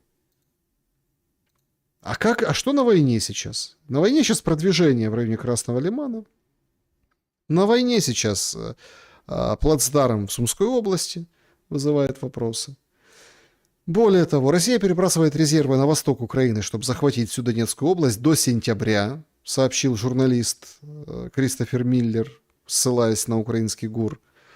Значит, свое наступление на юго-востоке готовится за счет стратегических резервов, добавляя 20 тысяч свежих военнослужащих к своим силам внутри страны, сообщила военная разведка. С примерно 680 тысячами солдат на земле Россия намерена захватить Донбасс к сентябрю, пишет он у себя в социальной сети. Странно как-то, Зеленский буквально же пару дней назад говорил 2 месяца, выдумал, наверное. Разгадали. Это точно такая же история, типа 2 месяца, а потом, ой, не захватили, мы победили. А потом спрашивают, а что такое? А что вот это вот не хотят воевать украинцы? А что это привнесет внутри общества? Оно вообще перелопачено, профессии изменились, люди на местах поменялись. Эта мобилизация варварская, она полностью изменила уклады. Но всегда есть потужные деды, которые плюют в сторону ухылянта. Там сосед есть, ну, наверное, лет под 40, может, 38, под 40. Вот выходит, блядь, ну, вот летом. Я говорю, что я тебя давно не видел, никуда живой звать. Славик. А у него там коза дома, блядь, выйдет в огород. Там деревья, все это дело, ну, не видно, короче. Он пасет козу туда, я говорю, вот, дядь Пей. Я, блядь, вот так вот верху, я прячусь. Я говорю, что ты прячешься, блядь? А заберут, блядь, воевать. Да твою мать, я говорю. Ну, я больше, после этого я с ним так как-то, дело то, что мульти не видел его, но я не стал разговаривать больше. Ну, о чем надо разговаривать? О чем с ним говорить? Вот это правильный дед. Хорошо, хоть не пошел, не сдал в ТЦК. Потому что сейчас вообще с ТЦК какая-то очень интересная история. Их пытаются обеливать неимоверным образом. Нашли, короче, какую-то Светлану. Військовослужбовиця Светлана. Военнослужащая. Из Херсонского областного ТЦК. Говорит, я из ТЦК. Я горжусь своим шевроном. Виноват во всем этом не враг. Ну, значит, виноват враг, а не ТЦК. И ненавидеть ТЦК – это то, чего хочет враг. Ёлки, какая глубокая мысль. Даже, видите, сбился, не с первого раза прочитал. Амар Хайям. Амар Хайям рыдает где-нибудь там на том свете, понимаете? Вот это премудрость. И обеливают, и говорят, вот, нельзя ТЦКшников обижать. Обижают же, заразы. Нацполиция, Киевский областной ТЦК передает, опубликовала статистику о нападениях на военных ТЦК. Значит, в чем интересно, да? С начала полномасштабного вторжения уже более 600 нападений на военных ТЦК. На 12 число, ну, вот это 12 число 26 года, 620 нападений. Тройка рекордсменов. Харьковская область 69, Киев 53, Днепропетровская область 45, Киевской области 24. Вашему вниманию статистика по другим областям. Ну и, понятно, Волынская 39, Львовская 37, Одесская 36, Черниговская 34, Хмельницкая 30, Николаевская, Ровенская по 29. Ну, то есть плотненько, примерно одинаково, там меньше Тернопольская, там Закарпатская, Черновицкая, Житомирская, Кировоградская. О чем говорит эта статистика? Да ни о чем не говорит, потому что этих случаев гораздо больше. Гораздо больше. И ухилянты стали гораздо злее. Потому что они понимают, потому что тут идет обоюдная эскалация. Те их лупят, баллончики, оружием угрожают. И эти их тоже. Ножи, все, что есть. Там кастеты какие-то, как угодно. Надо какими-то другими методами работать. Вот послушайте, лишившегося глаза на войне Масси Наема, афганца, ну с таким горячим украинским сердцем брата Мустафы, ну тот, который на кофе звал на Майдан.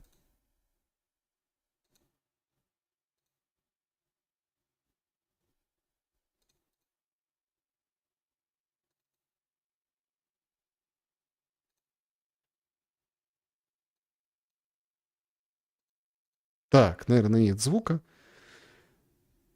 судя по всему.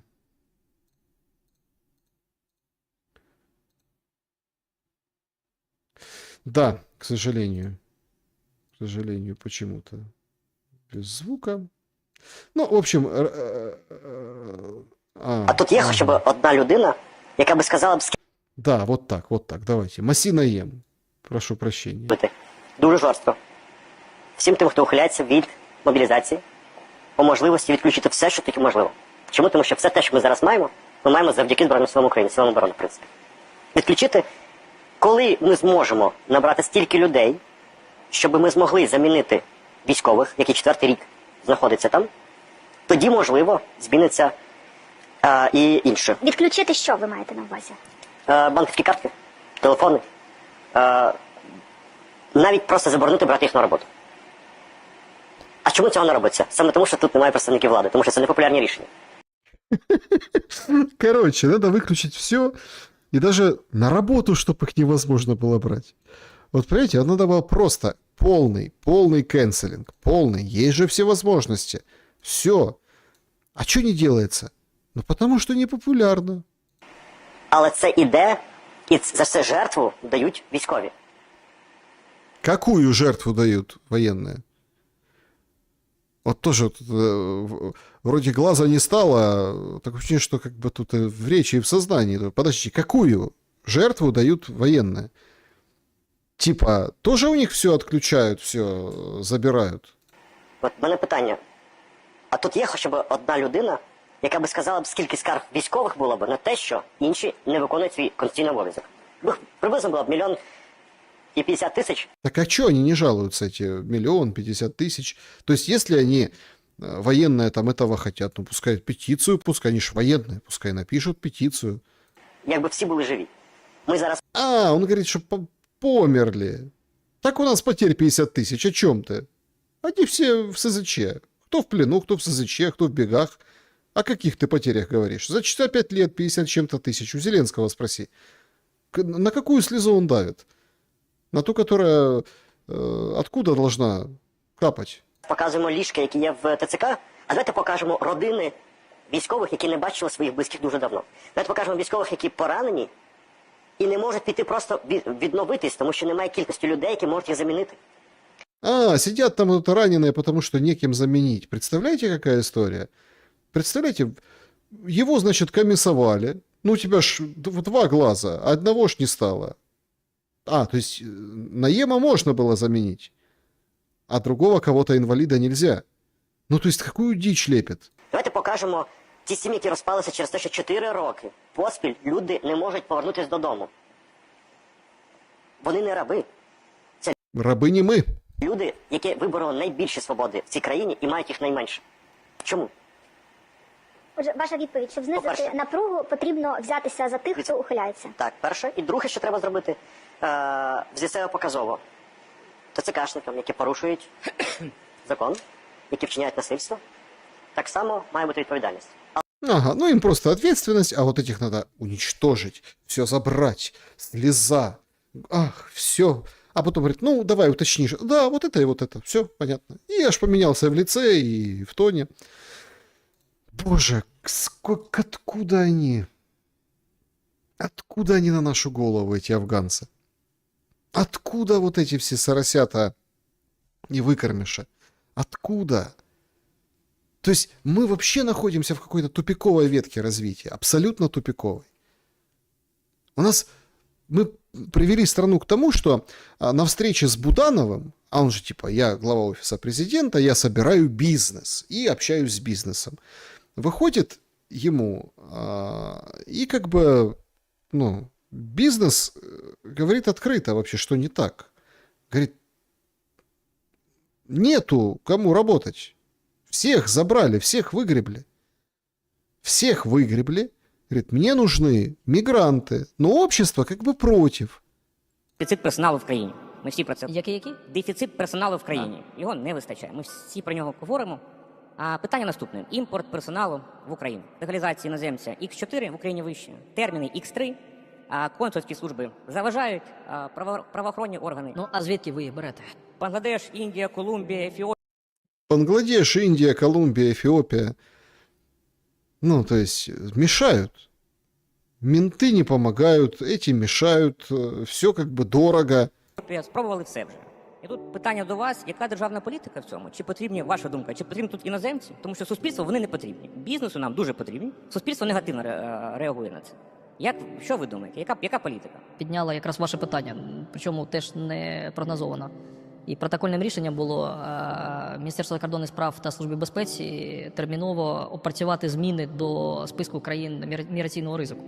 Тобто, можливо, частково ваше питання, до речі, скоро, можливо, трошки послабиться, відійде, як то кажуть, в сторону. 40 тисяч коштує просто легалізація одного робітника в Україні. Ну, якщо подивитися... А що в цю суму входить? А дозвіл на проживання, зробити посвідки, офіційні платежі. Зараз не... По-перше, реально існують країни міграційного ризику, ви ж це чудово знаєте, якщо працюєте з цими мігрантами. Я не певен, але думаю, що ви стикалися з проблемами, коли певні робітники приїхали до вас, ви їх зареєстрували, і вони на наступний день сказали «до побачення». Конечно. Ну, в общем, договорились до того, что будут все помогать, прорабатывать, с каких стран можно, с каких нельзя брать. Ну, то есть все, как бы, старт дан, отмашка дана, бизнес требует, надо же как-то производство, что-то работать там на Западной Украине. То есть вот это Западная Украина, вот эти крики «пам'ятай чужинець, тут господар українець», ну, туда им как раз такие мигрантов и отправят. По большей части. На релоцированные или там новые какие-то, или какие-то там, не знаю, сборочные цеха. Вот туда. И там будет вот теперь справжние казаки, украинки, патриоты будут вместе с бангладешцами. Буданов, они там разработали, чтобы это все было дешевле. 40 тысяч один мигрант стоит, ну там $1000, чуть меньше, условно. Понятно, что это скажется на продукции, но выхода другого нет. Мигрантов везут. Вот демограф величайший украинский, Элла Либанова, оценивает миграцию с другой стороны, со стороны женщины.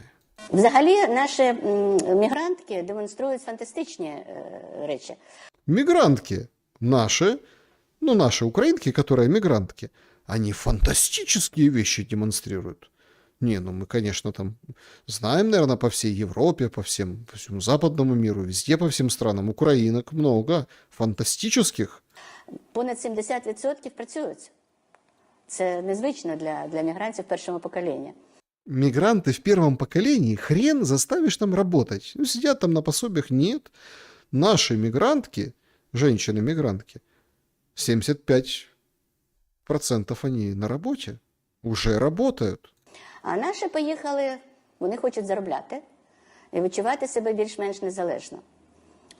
Але, знов-таки, понад 70% наших жінок старше 25 років, вони мають вищу освіту. Але ж там-то вони не працюють за своєю спеціальністю. Скажімо, лікар, ну, скоріше за все, як недипломована медична сестра або медичний брат. Ну і решта втратили.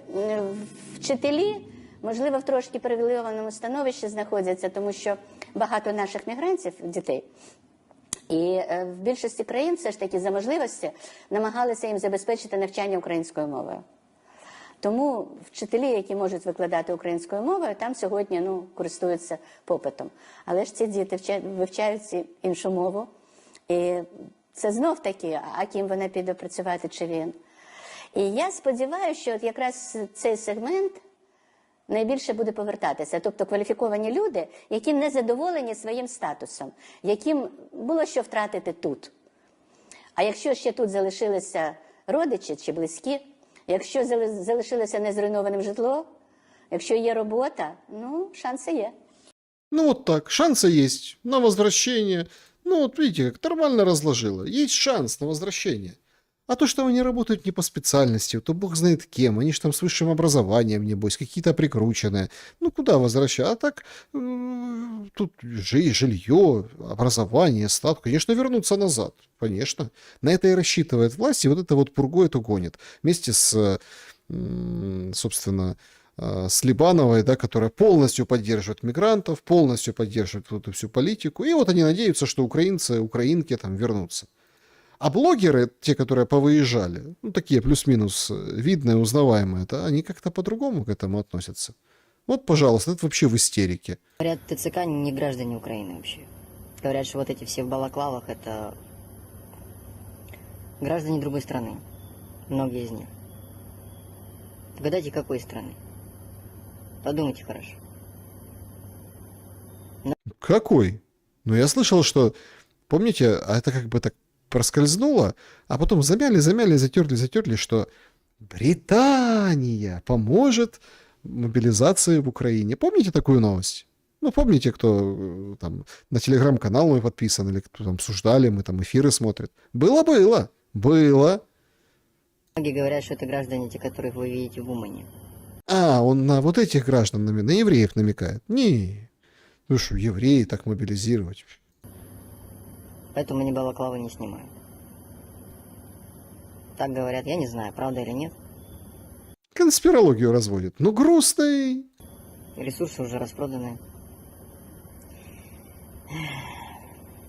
Да он ресурсы представил, как все. А так же ты на них рассчитывал. Ай. Мужского населения все меньше и меньше. Того гляди, действительно, вот эта конспирология, да, где говорят, что на нашу землю придет другой народ. И в этот момент, когда вербная неделя была, когда нужно было, чтобы президент поздравил украинцев, он почему-то поздравил за своим столом совершенно других людей. Что происходит?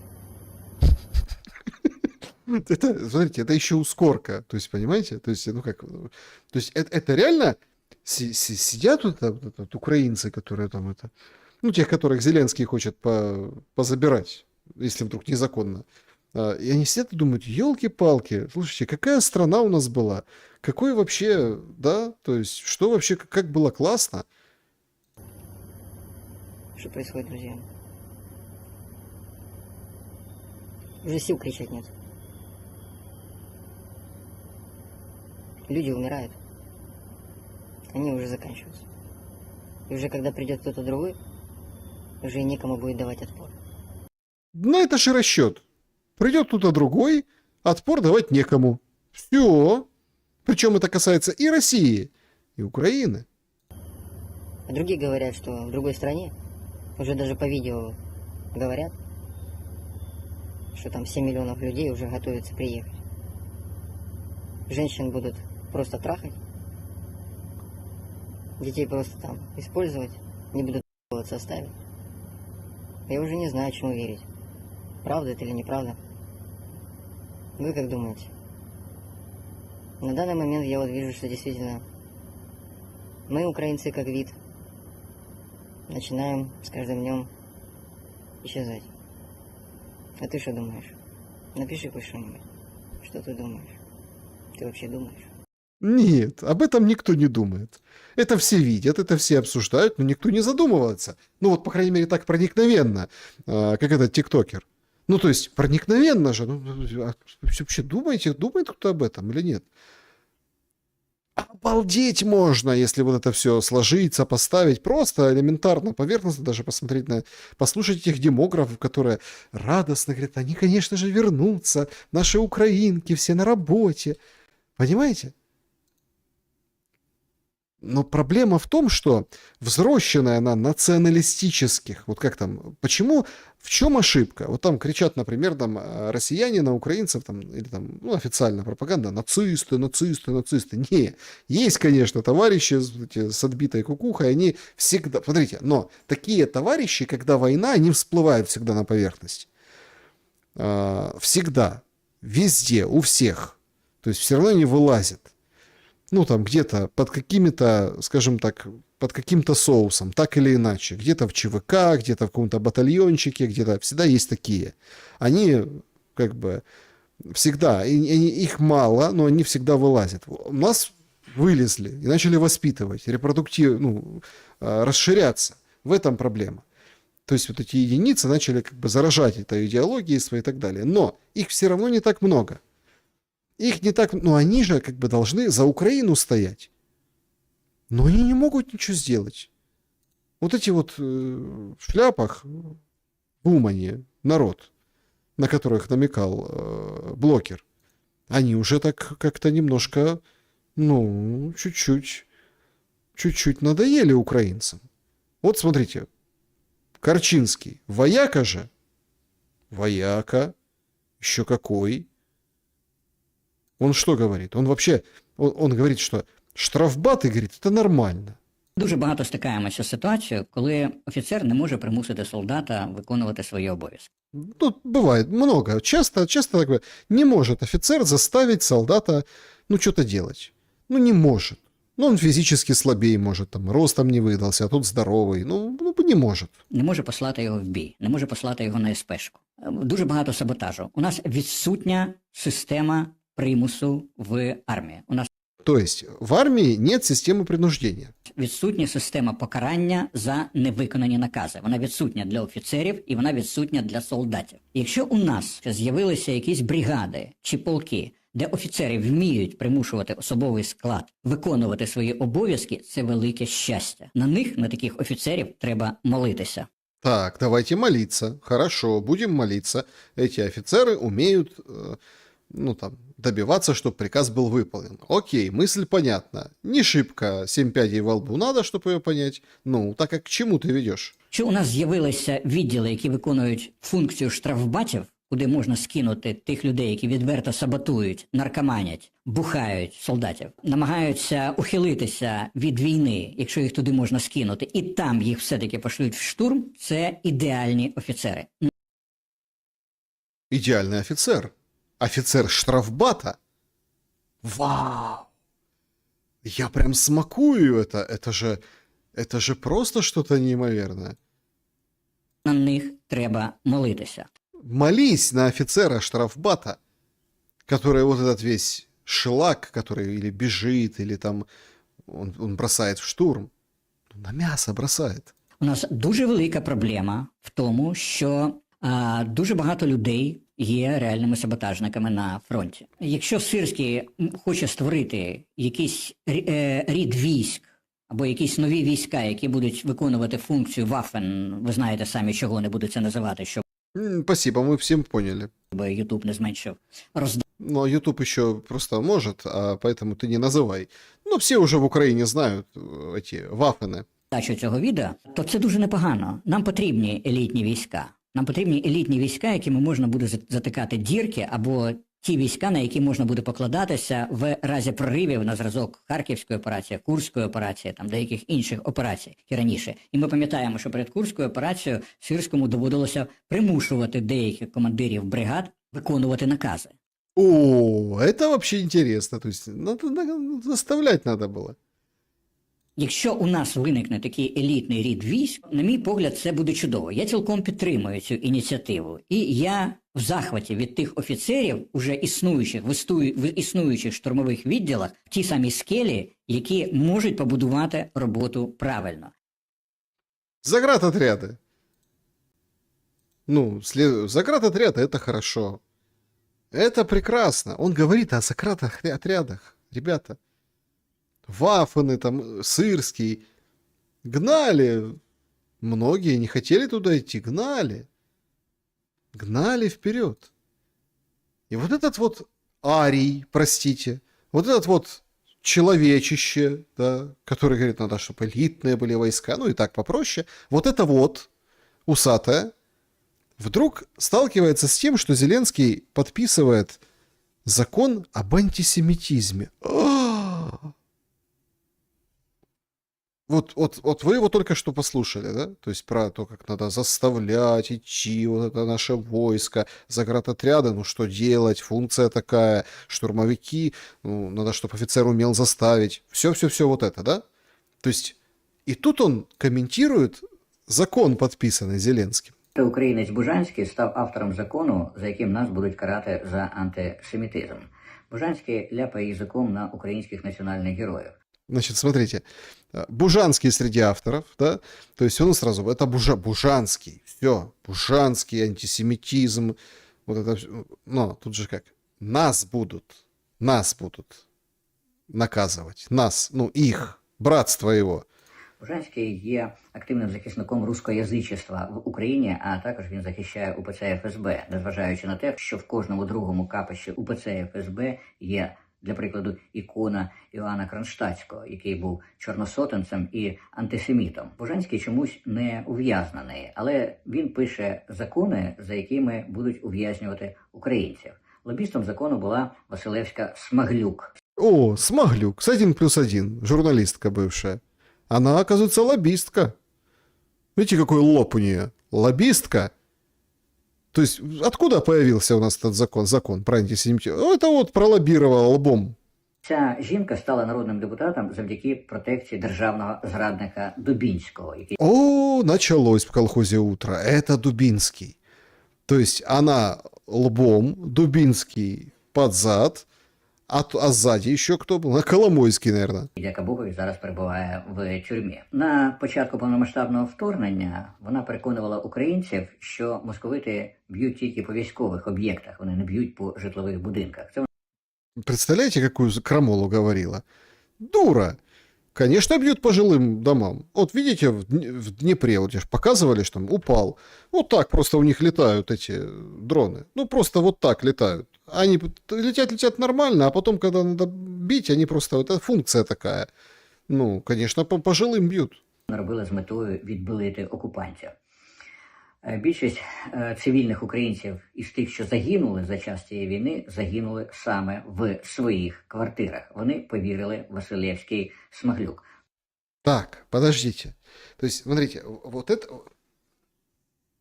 это феноменально. Вот смотрите, почему я вам это показываю? Потому что вот так промывается мозг украинцев. Значит, смотрите, он что сейчас делает? Он критикует, в общем-то, этот закон. Он рассказал, какой плохой Бужанский депутат. Он рассказал, какая там Василевская Смаглюк. А Дубинский вообще предатель, в СИЗО сидит. Он обо всех рассказал, да? Он рассказал даже про Кронштадтского, да, то есть икону. Он обо всем рассказал. Ну, так, а суть в чем? Вот сути, сколько мы из этого сути? Приняли закон, будут нас наказывать за антисемитизм. А, да, и что? Вона постійно проштовхує законопроекти, які передбачають покарання за неповагу до всяких гендерів. Гендерів, ну понятно. Ну, это одного порядка закон. Антисемитизм, гендеры, конечно, ну, если всегда это делает, она будет делать хорошо. С законом что делать? Якщо до прийняття цього закону євреї були нашими братами, то тепер завдяки цьому закону вони наші пани. Ага!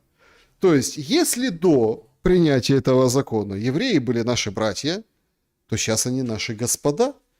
Господа евреи. Корчинский, а ты как, согласен? Адже цей закон надає їм виняткові привілеї. Немає закону, наприклад, про антиукраїнізм чи антициганізм. Я взагалі не проти, я навіть за. Ну, отличный патриот. Отличный нацик. Ничего не может сказать против евреев. Але такого роду речі в минулому, в історії України, в історії Німеччини, для прикладу, завжди погано закінчувалися для циган. И все. И все. А Зеленский где, который это подписал? Зеленский где? То есть, смотрите, классно же там погавкать на депутата одного, на другого, вспомнить третьего, обгадить церковь, еще чего-то. Ну, а когда по сути пришло, ну вот по сути, цыганы, ну, подождите. Ну, так а что ты... Он констатировал, что теперь были евреи-братья, а стали господа, паны. И все. Плохо кончится. Ну, в истории всегда плохо кончалось. но очень аккуратно, чтобы не дай бог никого не... Вот это вот не дай бог. То есть, вот. Он, мужик с собакой, в том же обычный украинец, тоже в шоке, и то понятнее излагает мысли. Президент підписав закон антисемітизм. Майте повагу до євреїв, поважайте їх, то можете до 8 років сісти в тюрму. Можливо, штраф. Так що майте повагу. Я оце думаю, а для нас за ці всі роки, які закон підписали, якесь комфортне життя, хоч трішечки би покращили. А так кожного дня так некомфортно садять людей теж в буси. Хоч якусь повагу до українців. Нема, вот нету поваги для українців. Немає, все. То есть, конкретно, закон. Так а что? Что ты можешь сказать? Ничего не можешь сказать. Нашелся при Порошенко, по-моему, да, при Порошенко, был главой Донецкой области. Ну, то есть, Донецкой области. Определенное время. Был такой Жебривский. Вот Жебривский. Хоть один, вот если сравнить сейчас, ну это ладно, просто мужик, ну он говорит, ну хоть бы для нас что-то сделали. А что сказал Корчинский? Ничего. А Жебривский хоть разложил это все, понятно, но он, как бы, у него же образование есть, не то, что там вот эта школа Дугина на Валдае, и то в качестве гостевого какого-то бейджика. От Жебривский. Вітаю шляхетних українців. Учора лідер лихварів і кріпаків, часом його обзивають президентом України, підписав так званий закон про антисемітизм. Цей закон порушує як мінімум 3 статті Конституції і 1 статтю Кримінального кодексу. 3 статьи Конституции нарушены и 1 статья Уголовного кодекса. 21 стаття Конституції гласить, що всі люди в Україні мають рівні права і обов'язки. 24 стаття Конституції забороняє вивищувати одну категорію населення України над іншою по етнічній, релігійній, національній ознаці. 161 стаття Кримінального кодексу передбачає кримінальну відповідальність за таке вивищення. Ну, вывышение, превышение, делать выше, чем другие. То есть нельзя никого поднимать выше.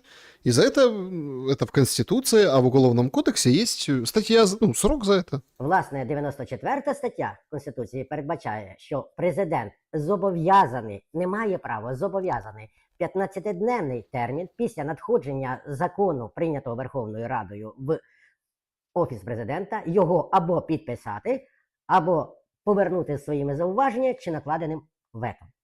Цей закон був прийнятий ще в лютому 22-го року. Він там десь був в архіві. І тут приходить новий голова ОПИ, колишній бойовик Добродій Буданов, знаходить його в тому архіві, парафують його заступники, і лідер лихварів і кріпаків його підписує. Наскільки актуальним є питання антисемітизму в Україні? Жодної актуальності немає. О как! Смотрите. То есть Жебривский говорит о том, что никакой актуальности нет, а это просто Буданов хочет выслужиться. Взяли этот закон 22 года. Взяли такие, нормально. И давайте как... давайте нужно, там еврейское лобби, там все, там Кушнер, Витков. Кушнер же и Витков должен был приехать, вот 15 число, да, вот это для них, наверное. Вот Кушнер и Витков бы пришли бы ему и сказали, смотрите, а мы закон подписали. И, наверное, Буданов, вот это вот все, чтобы выслушаться, ну так Жебривский говорит, решил, так сказать, пропихнуть его. Хотя там 15 дней прошло, он там валялся, этот закон, взяли, подписали, ну и, в общем, все. Всі служби світові фіксують найменший рівень антисемітизму якраз в Україні. А що потрібно було б зробити? Потрібно було б прийняти закон про титульну націю. Вот оно что. Слушайте, вот это вот видите, вот как что надо было? Надо было титульную нацию принять. Слушайте, это потрясающая дискуссия.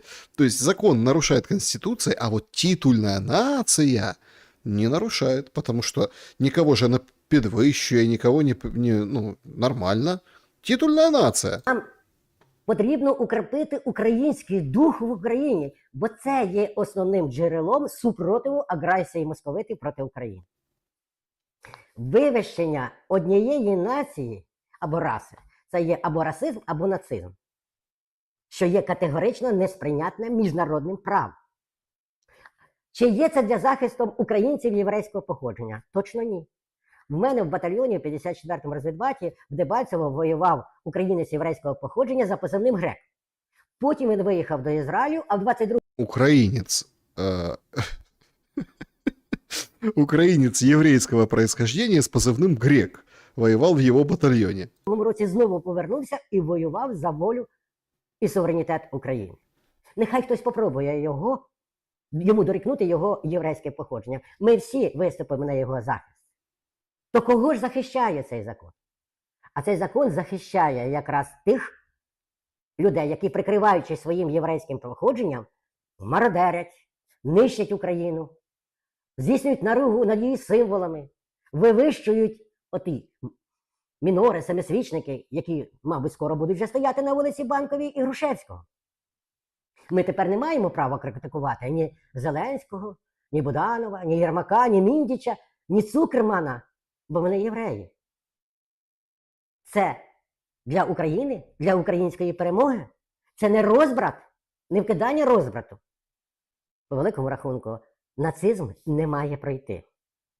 Бо цим же законом нам забороняють тепер критикувати державу Ізраїль, яка здійснила агресію не лише проти Ірану, але і проти Лівану.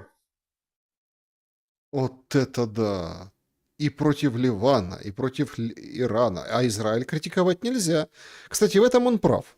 Ну, то есть, ты что? Ты что, антисемит? Штраф тебе или 8 лет тюрьмы. Тобто, цим вони намагаються захистити себе. Крім того, ми не маємо державу Ізраїль критикувати за те, що вони не визнали Голодомор геноцидом. Що держава Ізраїль прийняла перші пароплави з краденим українським зерном з Московії. Нам це табу. Але це ключовий наш супротив. Українська нація має об'єднатися. Українці, незалежно від походження, якщо вони ідентифікують себе як українцями, є ключовим елементом супротиву із запорукою незалежності і суверенітету України. Нет. Нацизм не пройде. Нет, пройде. То есть, смотрите, а нацизм есть, оказывается. Оказывается, есть. Об этом говорит разведбат, там этот глава облгосадминистрации Донецкой области, вот это вот, да, во времена АТО ООС. То есть, да, а нацизм есть, оказывается.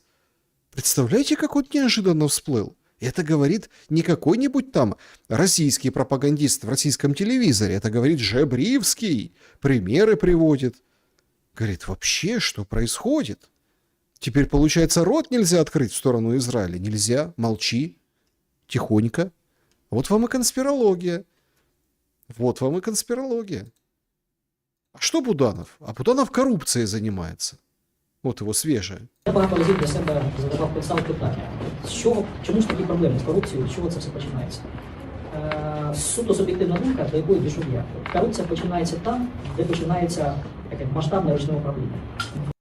Коррупция начинается там, где начинается масштабное ручное управление.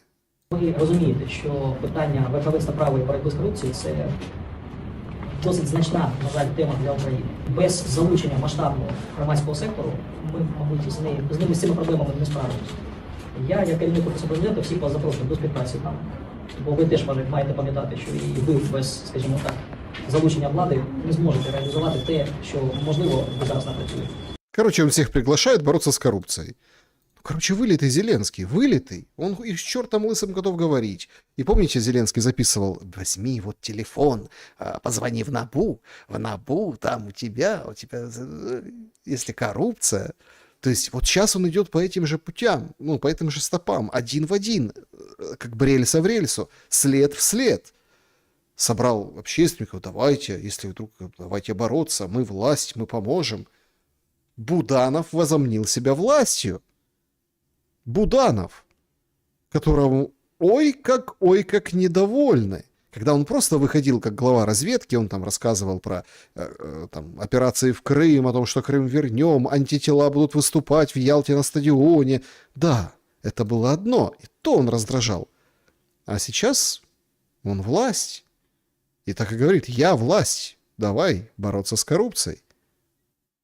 Ох, как белоголовый орлан кружится над Печерскими холмами. Ну, это по поводу коррупции.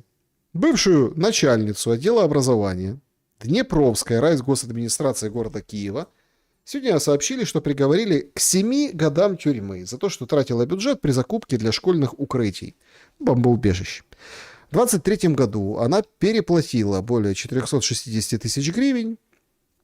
По сегодняшнему курсу это 10 тысяч долларов, да? Значит, за овощерезки и около 1 350 000 за стулья.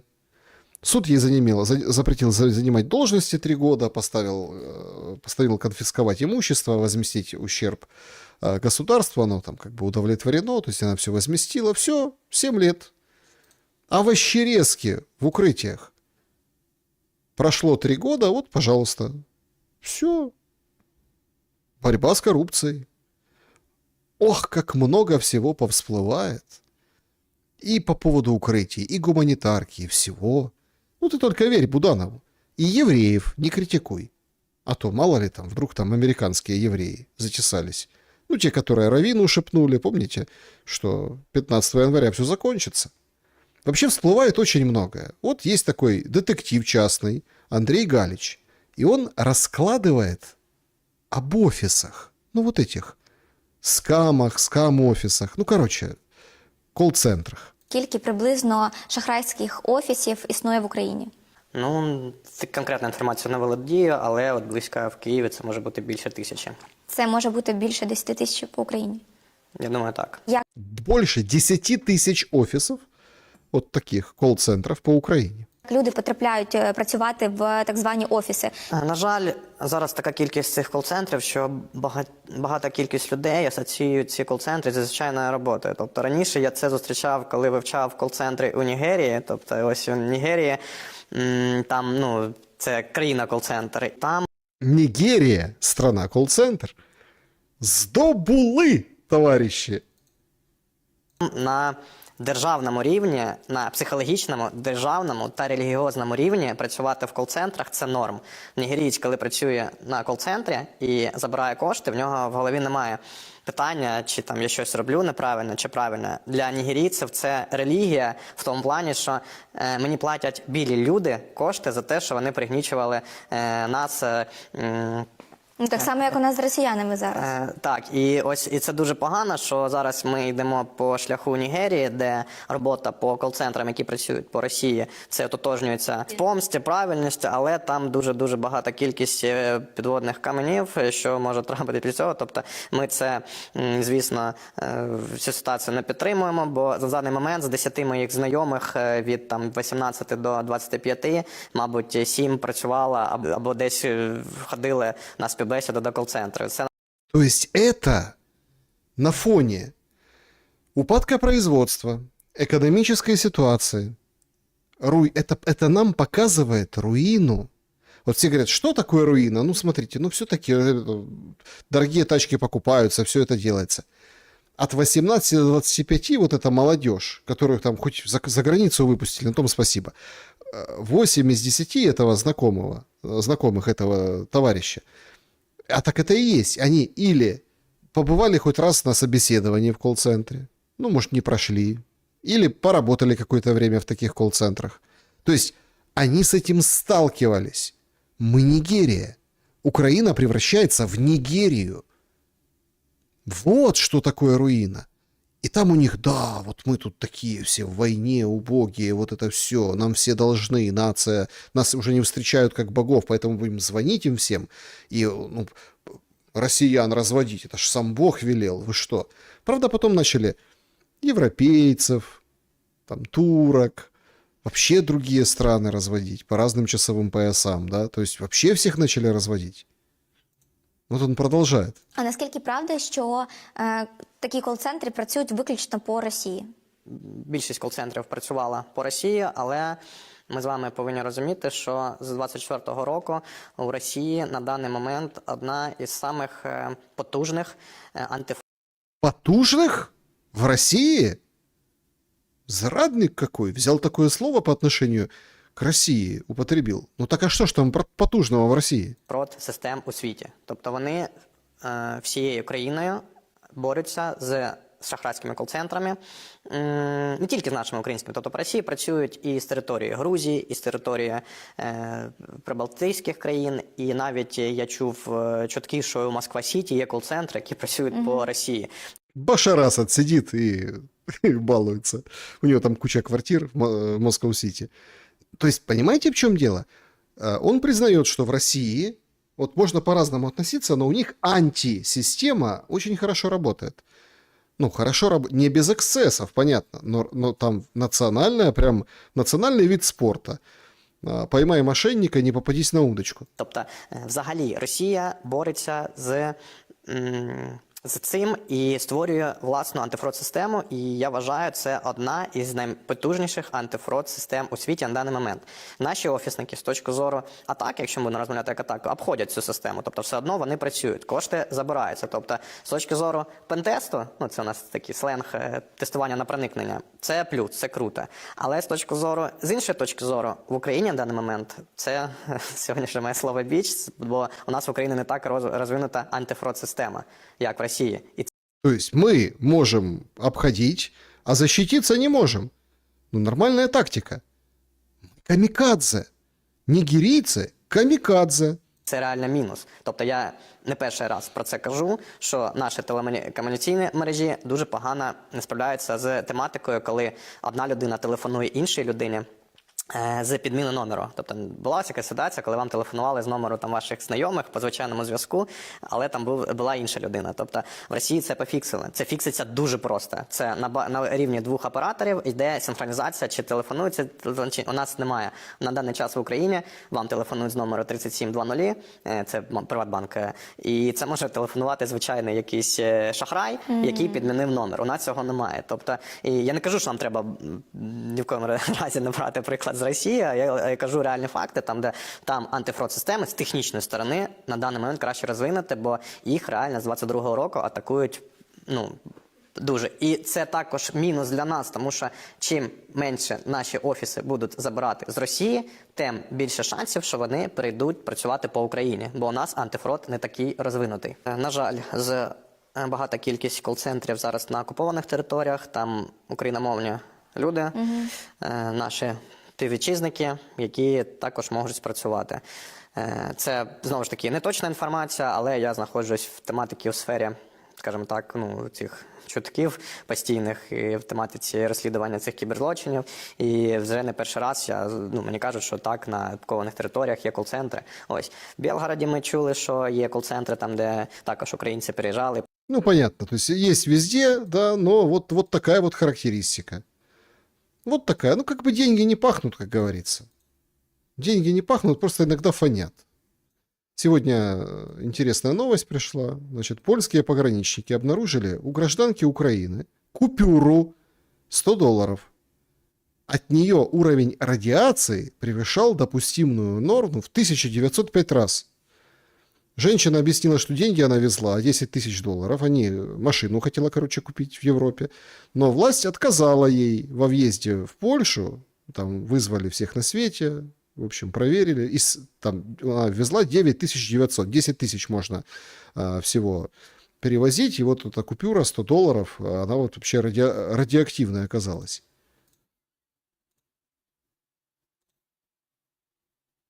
Деньги не пахнут везде. Новость, которая лично меня, скажем так, чуть-чуть выбила из колеи. В Одессе в больницах закупили через госбюджет чат GPT. Подписку. Все. Продукция, там, программное обеспечение. Чат GPT закупили, представляете? А чего, нормально. В больнице. Приходишь, а там чат GPT. Все, искусственный интеллект. Врачи все с искусственным интеллектом. Вроде как надо порадоваться, какая современная больница в Одессе. Да не тут-то было. Все, кто маломальски что-то выучился, или там они уже, в общем-то, смылись, а остались вот студенты по чату GPT, которые могут что-то глянуть, подсмотреть. Но это просто какой-то провал. Плюс на этом еще деньги отмыли. То есть, а как, надо же закупить чат GPT в больницах. Ой, святое дело в поликлинику прийти. То есть Нигерия, понимаете? Нигерия. Ну там хоть в Нигерии очень много нигерийцев в свое время отучились в странах бывшего Советского Союза, в том же там Луганске, в Харькове, в медицинских вузах. А тут теперь все чат GPT будет лечить. Ну или помогать лечить одесским больницам. По поводу искусственного интеллекта сегодня высказался Илон Маск. Он предлагает просто так раздавать людям деньги. Просто так. Не обычные, не радиационные, просто. Чтобы справиться с безработицей, которую будет вызывать искусственный интеллект. Всеобщий высокий доход посредством чеков, выдаваемых федеральным правительством, лучший способ справиться с безработицей, вызванной искусственным интеллектом. Искусственный интеллект, робототехника будут производить товары, услуги в объеме, значительно превышающем рост денежной массы, поэтому инфляции не будет, пишет Маск. Причем интересно, что совсем недавно Маршалловы острова первые в мире ввели вот этот вот базовый безусловный доход.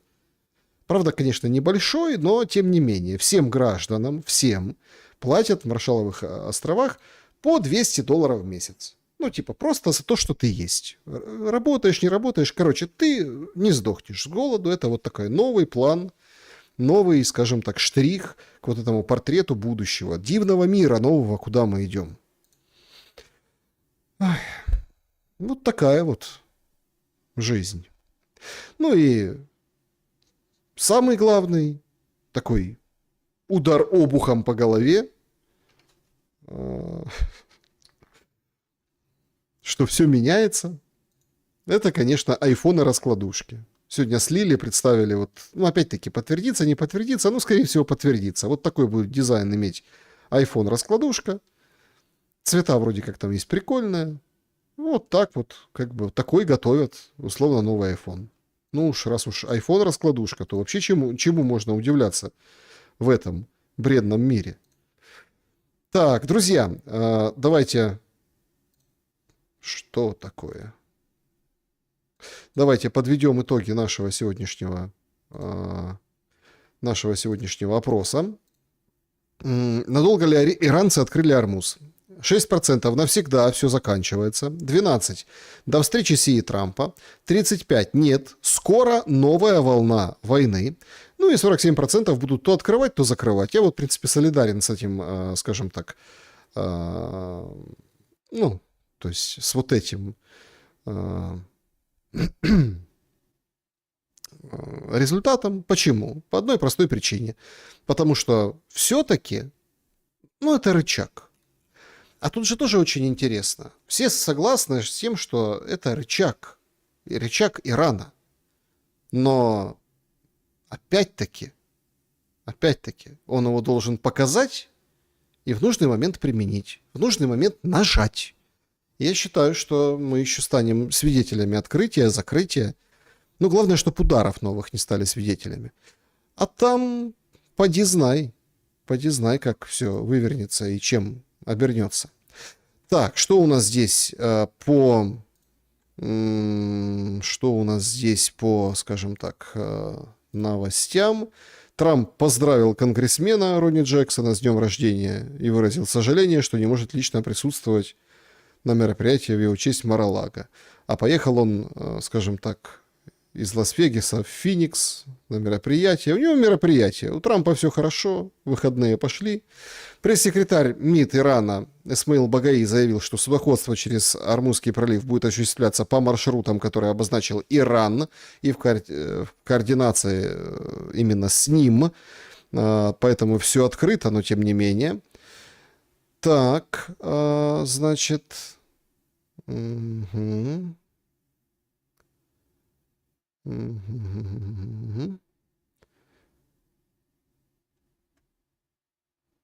Так, тревоги, отбой уже прошел, были взрывы сейчас в Запорожье.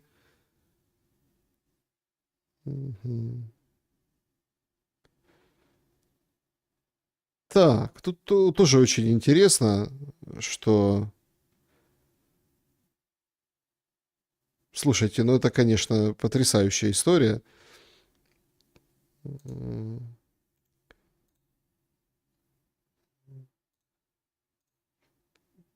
есть сообщение, опять-таки, ну, вчера, сегодня многие, да, говорили о том, что Зеленский, ну, ту премию получил.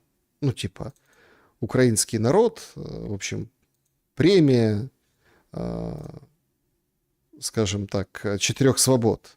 Так ее, в общем, вместе с Зеленским получила жертва многолетнего насилия сексуального Жизель Пелико. Она стала лауреатом в премии категории «Свобода от страха». Ранее сообщалось, что муж годами ее колол всякие вещества, издевался и приглашал других мужчин над ней поиздеваться. Ну, она уже в возрасте, уже такая старенькая. Вот она с Зеленским позирует, собственно, фотографируется. Ну, быстренько не получится, собственно, вам показать. Но это, конечно, душераздирающее зрелище, граничащее с унижением. Ну, в принципе, это же было вчера. Это уже все и забыли. Премия и премия. Хорошо и хорошо. Ну, там, хоть кому-то дали по заслугам, да. И, ну, Зеленский очень интересной компанией оказался насчет этой премии, которые будут потешаться еще очень долго, особенно на фоне того, что происходит внутри Украины, безусловно.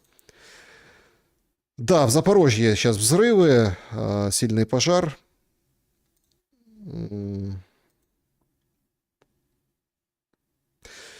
Так, кредиторы отсрочили 10 лет нам платы по госдолгу. Ну, об этом я упоминал в шуме.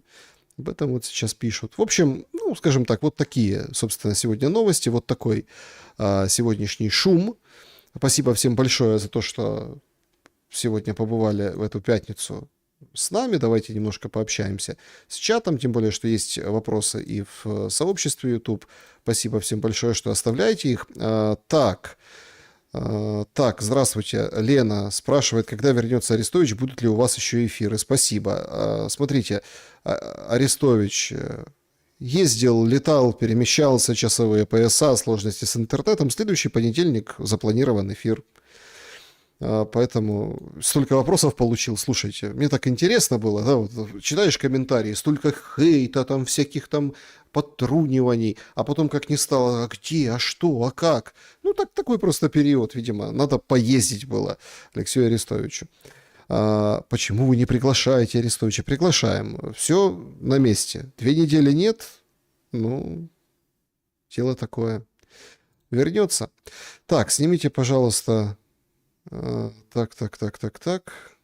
Угу.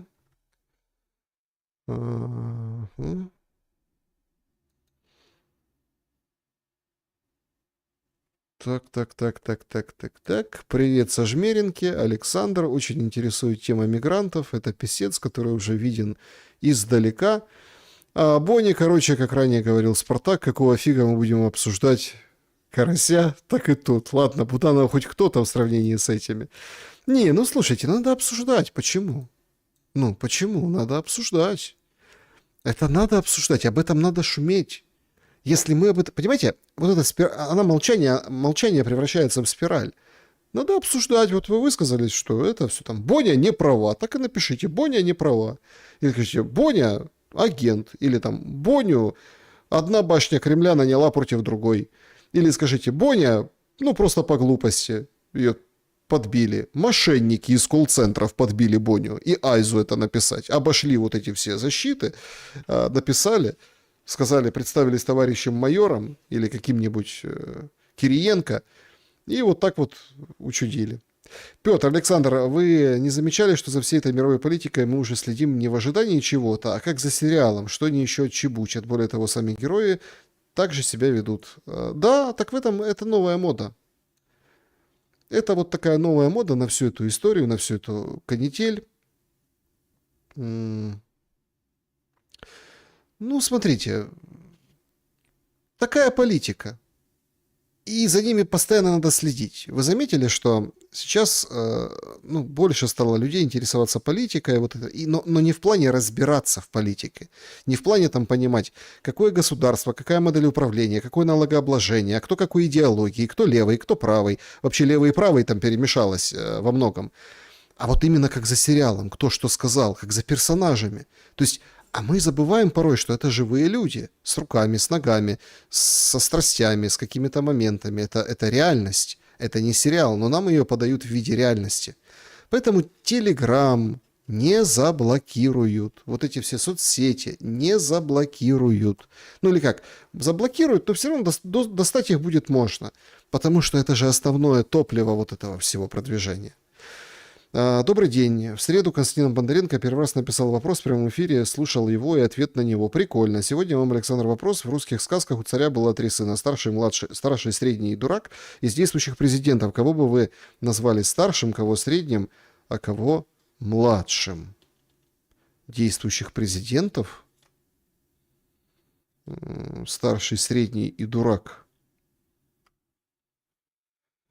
Ой. Ой. Старший. Понимаете, я просто помню эту сказку. Ну, много таких вариаций было. Тут же тоже какой-то момент.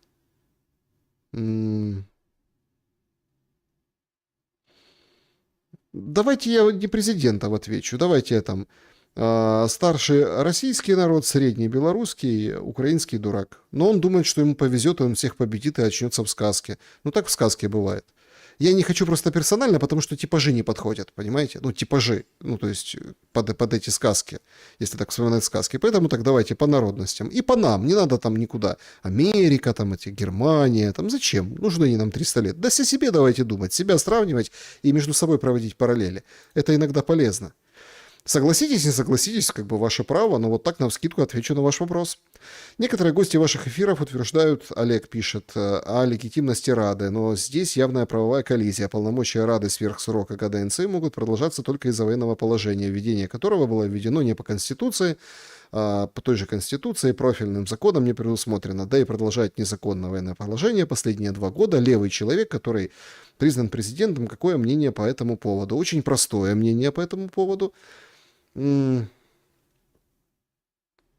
Нельзя лишать полностью, ну, скажем так, легитимности эту Верховную Раду, даже вербально. Я понимаю, о чем вы говорите, я с вами согласен. То есть, мое мнение по этому поводу, я с вами согласен. Это давно уже как бы сбилось. Оправдать можно в юриспруденции все что угодно, но нельзя лишать в состоянии войны, ну, потому что всякое же может произойти, правда? И эти депутаты возьмут раз, может даже не в стенах Верховной Рады, а где-нибудь в другом месте, соберутся и скажут, вот мы, вот наше большинство, мы голосуем за это, все, и подписываем мирное соглашение. Ну, вдруг там Раду, например, разбомбят, да, то есть там они соберутся где-нибудь в другом месте. Вдруг там мало ли что произойдет. Ну, многие же до сих пор говорят, Зеленский сбежит там или что-то еще в этом роде. Поэтому и все, и тогда уже полная перезагрузка через парламент. Они специально обезжирили парламент, потому что хоть парламент мог как-то, ну, помогать в этих всех вопросах, как-то избегать во время там Майданов в Украине, хоть какую-то правопреемственность. А также все ведется к тому, чтобы у нас был один Зеленский. Вот он такой, именем войны, переходящее знамя, вот и все. И все говорят, да я же еще не исполнил свои обещания, у меня же война, вычтите ее из моего срока продленки. Поэтому парламент нельзя решать. Хотя, ну, логически, да. Здравствуйте, Александр. Вопрос. Зачистка Украины от украинцев проводится для создания новой земли, обетованной для евреев. Хотел услышать лично ваше мнение. Смотрите, нет. Я считаю, что нет. Ну, мое личное мнение. Я с пониманием отношусь к этим людям, которые вот это, потому что всякая конспирология по прошествию лет становится не конспирологией, но тут главный момент. Ну, когда тебя раздеребанили, избили, хату подожгли, конечно, все выносят все, что можно. Просто время ушлых, понимаете? То есть есть же какие-то моральные принципы. Во время войны, например, там, ну нельзя украсть, для меня, как это украсть гуманитарку? Ну вот как? Тем более, что ты же находишься в этой среде. Украину бомбят, фронт, вот это все, войска там под Киевом. А ты воруешь гуманитарку, которой так не хватает. Это все равно, что как можно было взять со Львова, умотать на запад, на пособие сесть, а тут сдавать квартиру, причем там еще приезжать, кататься туда-сюда. То есть это такое, знаете, ну такое персональное вступление в Евросоюз для каждого. В то время, когда война, и тут, нет, мы помогаем. Ну как можно украсть гуманитарную? Всегда находятся такие люди. И всегда эти люди представляют какие-то интересы, кланы. И они, конечно, помогают. То есть братва тоже храмы строила. Хотя бандиты отпетые были в 90-х, да. Ну, храм построил, значит, все. Какой-то там проект, там что-то скинулись какую-нибудь Стерненку, все, отдали десятину. Но как можно воровать? Но они просто считают, что у них просто по-другому, скажем так, отношение к заработку денег. То есть они зарабатывают деньги. Деньги — это благо, это Бог дал. То есть все. Поэтому вот принципиальный такой момент. Я вот этого не понимаю. Я думаю, что Украина просто стала жертвой вот такого рода людей.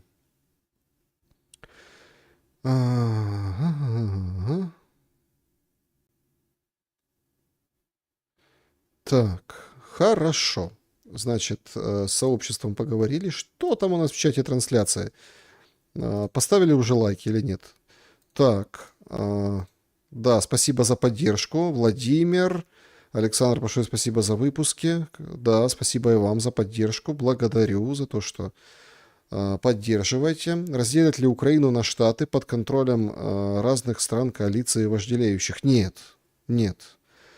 Выживет только один, Михаил. Ну, патрон, ну, может быть, несколько патронов, но раздела такого не будет. Сама может развалиться, может. Но понятно, что где-то заводик такой-то, где-то предприятица такой-то, где-то поля BlackRock, где-то еще чего-то. Так, Саша, кто подписывал капитуляцию в Берлине, Гитлера уже не было. Ну, смотрите, не очень корректно. Я понимаю, что, о чем вы эту параллель делаете, но это не так уже делается. И эта война совсем немножко, но она другая. Не будет вот той капитуляции, как... Вот такой не будет. Может страшнее быть, но выйдут через правовое поле, чтобы условно узаконить все и разойтись по углам с нормальными подписями, понимаете? Не будет...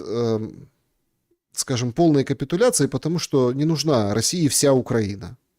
Вот поэтому не будет полной капитуляции. Поэтому какая-то будет, и какая-то будет как-то вот сосуществовать на каких-то условиях с Российской Федерацией. Так. Шелест. Элиты России и Украины быстрее договорятся, чем власти. Ну, элиты с властью уж переплетены. В этом-то проблема. Понимаете, в чем дело? Ну, вот кого вы называете элита Украины? Конечно, нет. Ну, не договорятся. А элита России? Боня? Ну, подождите. Давайте это тоже так. Поэтому... И вообще элита... Вообще вот со Спартаком Субботой он выводит вообще формулу, что вся элита Украины за пределами. Ну, вот случился как вот такой массовый исход, понимаете? Исход только наоборот. Поэтому сейчас нет, это нет. Угу. Стерненко, Корчинский, стрим хотим, чтоб альтернативу слушать, как смотришь. Так они не пойдут на какой стрим такой, вы что? Так. Ага. Так, новые гости. Ну, пробуем потихонечку. Новых, старых возвращать. Ну,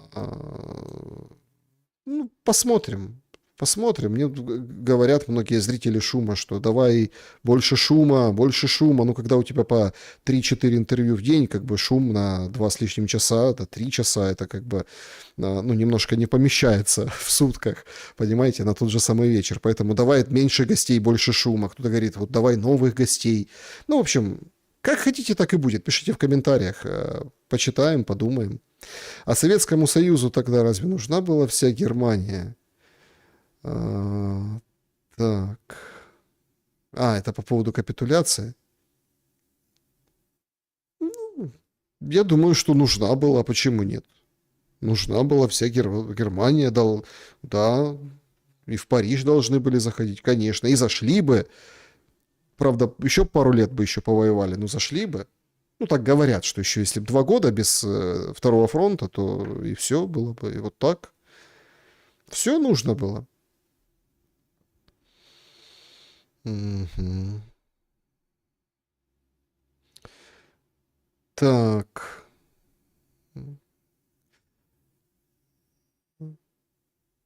Так, друзья, есть одна просьба. Ну, давайте в самом финале. Все-таки я так сомневался, стоит, не стоит. Просто правда. А, Так. Я покажу сейчас все-таки. Ну, нужно, не нужно такое. Я понимаю, что это вещи, как бы так правильно выразиться. Вещи, конечно, личные, но я думаю, что все шумляне, все, которые в прямом эфире, они, ну, я думаю, что в какой-то степени поддержат. Ну, как просто потому, что, правда, человек очень трогательно написал, и, ну, и это ничего человеческое, конечно, нам не чуждо, хотя, конечно, во многом это может быть где-то даже бессмысленно, что ли, но тем более... Ну, сейчас вы все поймете. Так, значит, крик о помощи пришел в рубрику «Колобок. Куда мы катимся?». Здравствуйте, Александр. Я ваша давняя зрительница, часто в эфирах с Чаплыгой. Раньше вы зачитывали мои вопросы. У меня случилось большое горе. Хочу обратиться к вам с просьбой. У меня пропал отец. Мы оставались в Селидово, но его вывезли. Я не знаю, кто и куда. Жили мы по разным адресам. Вас смотрят и в Украине, и в России. Если будет возможность показать в эфире шума моего папу, может, кто-то его видел. Мою электронную почту для связи, вот она есть. Последняя надежда вы моя. Везде, куда можно, я уже обращалась. Все заявления, куда можно, писала, без фамилий. Если можно, сами понимаете, какая ситуация. Помогите, пожалуйста. Пропал 11 января 2025 года. Почему вот так? Скорее всего, на территории ДНР сейчас. Может, на территории России. Больше года я живу как в аду. И ничего неизвестно. Понятно, что мы не там программа «Ищу тебя», но я решил закончить этим эфир, потому что... А мы вот независимо от кто по какую сторону ленточки, там, линии фронта, нуля, живем как в аду. И теряем близких, родных. И это горе, оно как бы множится. Конечно, если там, напишите на предложку, если вдруг верит просто человек в это верит, что смотрят и в Донецке, и под украинским контролем, под российским контролем. Но это же еще один повод. Ну, дай бог, чтобы так получилось, чтобы они нашлись. Но вы видите, какая пропасть из окопов, рвов, траншей между нами? Между родными людьми, пережившими войну, которые попали кто туда, у которых нет имущества, денег, никого, ничего, и они навсегда оторваны. Вдумайтесь только. А сейчас еще интернета там нет, чтобы как-то списаться. А у кого-то просто кнопочный телефон. И вообще, собственно, нет. И вы понимаете, какое вот... И только вдуматься, какого масштаба это горе. И именно поэтому, хоть мне там пишут в комментариях, я вижу это, все читаю. Шелест, ты наивный, ты там вот еще кто-то. Именно поэтому я всегда там в каждом эфире, в интервью ищу, надо заканчивать это. Чтоб... Больше года нет связи. А какая у них связь будет? А что там, кто-то помнит номер телефона, даже если там оказались они по разную сторону. Кто-то есть какие-то... Понимаете, какой раскол? И поэтому надо все заканчивать. Вот поэтому, чтобы это хотя бы не множилось. Потому что это страшное, ну, письмо, крик души, а это судьбы очень и очень многих похожих. И я тут не говорю, не буду даже набрасывать. Там семьи, которые ждут своих мужей, мальчиков, ну, сыновей, и родных там, да, то есть с фронта, которые пропали без вести. А где? В плену, не в плену. И это все множится с каждым днем. Поэтому, когда говорят, 4 миллиарда выделили, еще сколько-то выделили, ты сразу понимаешь, ага, больше этих людей будет. А этого быть не должно. Потому что мы еще не знаем всей правды об этой войне. Не знаем. масштаба человеческого горя. Мы можем только его представить, посмотрев какое-то видео, какую-то частную историю. А когда мы соберем полную информацию, дай бог, мы просто, ну, именно поэтому я вот считаю, что Зеленскому не будет места в учебнике истории. Так просто, строчка. Ну, ладно, абзацик. Или там 2 абзаца, параграф называется СВО. Все. Потому что столько ужаса. А это все приправляют вот этой славой, историческим моментом. А для семей что это? Кошмар. В любом случае, все должно быть хорошо. По поводу родных и близких, завтра суббота. Родительская, важная суббота. Кого нет с нами, помяните. Это все-таки неделя пасхальная. Я думаю, что... Я очень хочу... Вот Светлана пишет, спасибо, что написали, и дай бог, чтобы это помогло, но я очень надеюсь, что не надо будет поминать, что вы еще встретитесь живыми. Несмотря на то, что уже сколько, год с лишним, ну, скажем так, не общались и не знаете, кто где. Все придет на круги своя. Главное — верить и шуметь. Вот как мы сегодня. Хорошо пошумели. Всем добра и света.